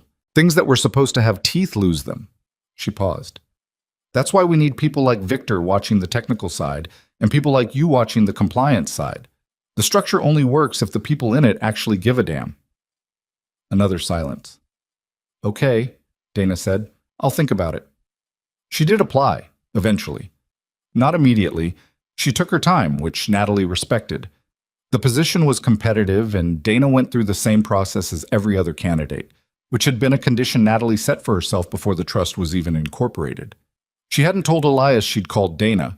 She'd told him only that a strong candidate had applied for the compliance position, and he'd reviewed the application without knowing the connection, and he'd said she looked very qualified, and Natalie had said yes, she does. Dana got the job on her own record. That was important. Not just symbolically, actually important, in the way that matters for the long term, because an organization built on genuine merit is sturdier than one built on loyalty, and Natalie had been in enough professional environments to know the difference between the two. The Brooks Infrastructure Trust was formally incorporated in December, 5 months after Natalie's first morning in the Titan Axis parking lot. The articles of incorporation were 43 pages, which Margaret considered streamlined given the complexity of what they were establishing. The founding documents included the original licensing agreement, authenticated, date-stamped, the real signature with its real smear below the final stroke, as an exhibit, not for legal necessity but because Elias had asked for it. "It's the beginning of the thing," he said when Margaret asked why. "It should be in the founding record. The trust's first licensee was the restructured Titan Axis Operations Division, operating under new management that the board had installed after a search that took 6 weeks and produced someone named Catherine Yee, who had spent 15 years running distribution networks for a company that had an imperfect but genuine record on worker safety. Patricia Lund had sent the candidate to Margaret's attention, which was one of those small acts of good faith that don't erase what came before but represent something real on their own terms. Catherine Yee had read the full case file before her first board meeting and had asked, as her first question, to speak directly with Victor Alade about the diagnostic monitoring protocols, which told Elias what he needed to know. The warehouses came back online in stages, beginning in the 3rd week of December. Not all at once, facility by facility, as each one completed a compliance review and a safety systems audit that Victor conducted personally. It took 11 days to bring all 15 facilities back to operational status. There were delays, There were arguments with regional operations managers who found the new requirements burdensome. There was one facility where the initial audit found 2 alert categories that had been improperly configured in the local system and needed remediation before the license was activated. Victor sent Elias a detailed report on each facility. Elias read every one of them. Upus. On the day the last warehouse came back online, Natalie went for a long walk in the neighborhood after dinner, which was something she did occasionally when she needed to move and think at the same time. It was cold in the way that December evenings are cold in North Carolina. Not brutal, but definite, with a damp in the air that gets into your coat collar. She walked for about 40 minutes without destination, which took her past the park 2 blocks over and the elementary school and the coffee shop that she and Elias had their first date near 11 years ago, before it changed ownership and then changed ownership again, and was now something else entirely, though the building was the same. She thought about Celeste Hawthorne. She didn't do this often, and when she did, it wasn't with the satisfaction she might have expected. What she felt was something more complicated. The recognition that Celeste had been genuinely capable, that she had built something real in the years when she was building it legitimately, and that the decision to steal rather than renegotiate had been a choice, a real and considered choice, and that the consequences of it were both just and in some ways tragic in the way that all avoidable things are tragic. The waste of it.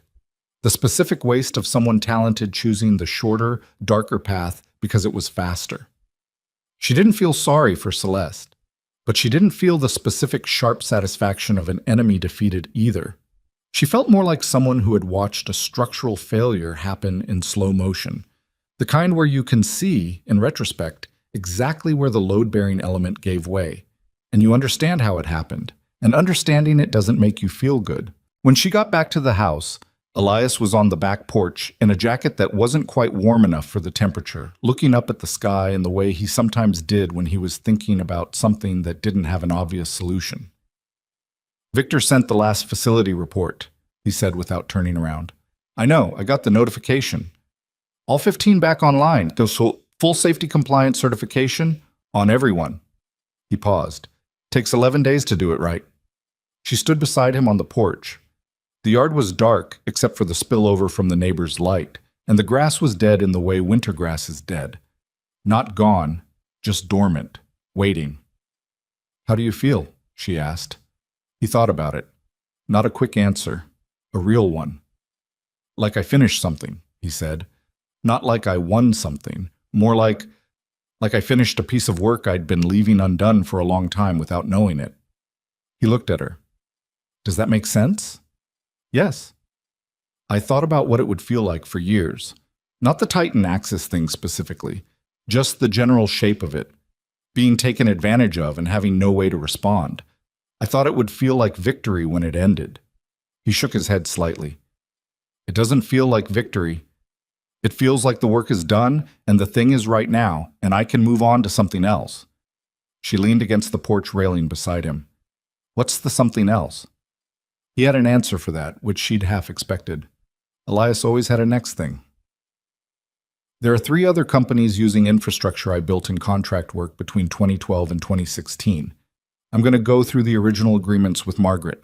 Not because I think they're all doing what Titan Axis did. I don't. But because I should know. I should actually know what's in those agreements and whether the terms are being honored. He paused. I should have known the first time. You knew. You just didn't follow up. Yeah, I'm going to follow up now. She nodded. That was the thing about Elias. He didn't dramatize his regrets or weaponize them against himself. He just made them into action items and put them on a list and worked through the list. She'd married him partly for that quality, though she hadn't known to name it at the time. I need to tell you something, she said. He looked at her. I've been thinking about what I want to do next, work-wise. She looked out at the dark yard. I've been offered a position with the Trust's legal oversight panel. Margaret proposed it. I'd be one of 3 attorneys reviewing licensing compliance disputes. She paused. I turned it down. He was quiet. Not because it's not good work. It's good work. But I've been inside this thing for 5 months, deeply inside it. And I need to be outside it for a while. I need to do something where I'm not connected to every person in the room by history. She paused. There's a nonprofit legal clinic in Raleigh that does employment law for workers, wage theft cases, wrongful classification, workplace safety violations. They have a part-time opening. Part-time.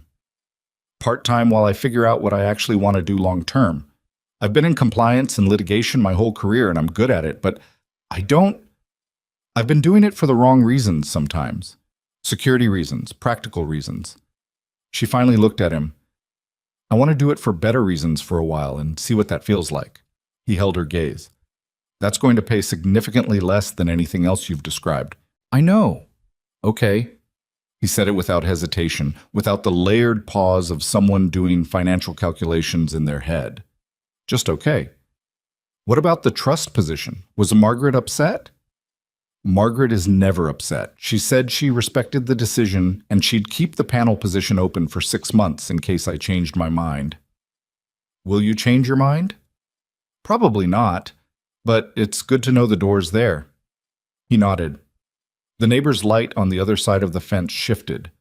Someone going through a room, and for a moment the yard was slightly brighter, then settled back. We should go in, Elias said. It's cold. I know. In a minute.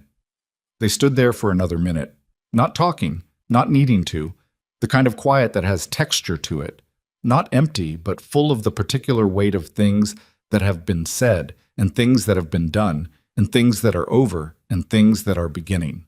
The grass was going to need cutting in spring. She thought about that and almost said it out loud. The small joke of it, the continuity, the way life kept requiring ordinary things. But she didn't, because some things are better as private thoughts. The small ones. The ones that are only funny if you've been carrying them through something hard and come out the other side and can finally look at them again. Okay, she said. Let's go in. There's a particular thing that happens when someone finally tells the truth about a wrong that's been running long enough to seem like the normal state of things. The truth doesn't immediately fix everything it touches. That's not how truth works, and anyone who tells you differently is selling the cleaner version of the story. What it does is stop the running. It interrupts the mechanism. It makes the thing visible enough that the people whose job is to address it can actually do their job. Elias Brooks never intended to be the person who took down a billion-dollar company. He intended to be the person who built something good and got paid for it and moved on to the next project. The fact that he became the former had less to do with any particular courage or strategy on his part than with the fact that he'd been careful. Careful when he built the original contract, careful when he kept every document, careful when he drafted the emergency clause at the suggestion of an attorney who understood what load-bearing technology becomes to the companies that depend on it. The care came before the crisis. That was the part that mattered. Natalie never intended to be a whistleblower. She'd taken the job at Titan Access because it was stable and paid well, and she and Elias needed what stable and paid well provides. She walked into the compliance archive looking at onboarding materials and recognized a signature she'd watched go onto documents for 8 years, and she made the decision, in the stairwell between floors with a bruise forming on her wrist, to keep the document in her bag and find out what it meant. That decision was made in about 4 seconds and changed the shape of the next year of her life. And she would make the same decision again. Victor Alade sat on a secret for 8 months because he had a daughter and a mortgage and a career he'd built carefully over a long time. The fact that he eventually picked up an encrypted drive and drove it 3 hours to a colleague in Greensboro was not an act of heroism in the movie sense. No dramatic music, no single moment of decisive choice. It was the accumulation of 8 months of not sleeping well and thinking about 3 workers he'd never met. Until one day, the weight of it tipped over the weight of the other things, and he made the call. That's usually how it works. Not a moment, but a gradual unbearability. Dana Cho got a job on her own record and was good at it. The 3 injured workers had their situations addressed. Not fixed. You don't fix a 4-month shoulder injury that was blamed on the person it happened to. Not entirely, not with a settlement check, but addressed. Robert Delgado's attorney called Margaret's office back the day after Margaret's initial contact, and in that call, the thing that mattered most happened, which was not the beginning of financial negotiation, but something simpler, someone telling him that it wasn't his fault, that the system flagged a critical alert 72 hours before he was hurt, that the company knew and didn't act and then wrote it up wrong, that he hadn't done anything wrong, He'd been carrying that for 4 months. The correction didn't take 4 months. It took one phone call.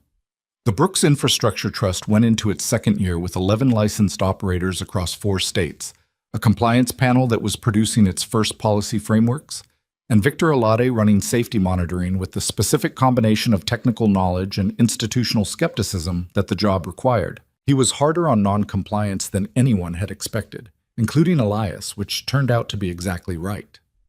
Celeste Hawthorne's trial was scheduled for the following spring. Natalie followed it in the news with the professional attention of someone who understood what the proceedings would involve and the human attention of someone who had been in a stairwell at the receiving end of a decision Celeste had made. She didn't wish Celeste additional suffering. She wished her a fair process and a just outcome, which were the same things she'd want for anyone, and which were also, as it happened, the things most likely to produce accountability. The grass got cut in April. Elias did it while Natalie was at the legal clinic, which was the kind of practical solidarity that doesn't get noticed until you're home and the yard looks right and you realize someone took care of something without announcing it. She noticed. That was the year, and those were the people. And the story ended not with everything resolved perfectly, but with the important things pointed in the right direction, which is the best that most true endings actually offer, if you're honest about it, and which is enough.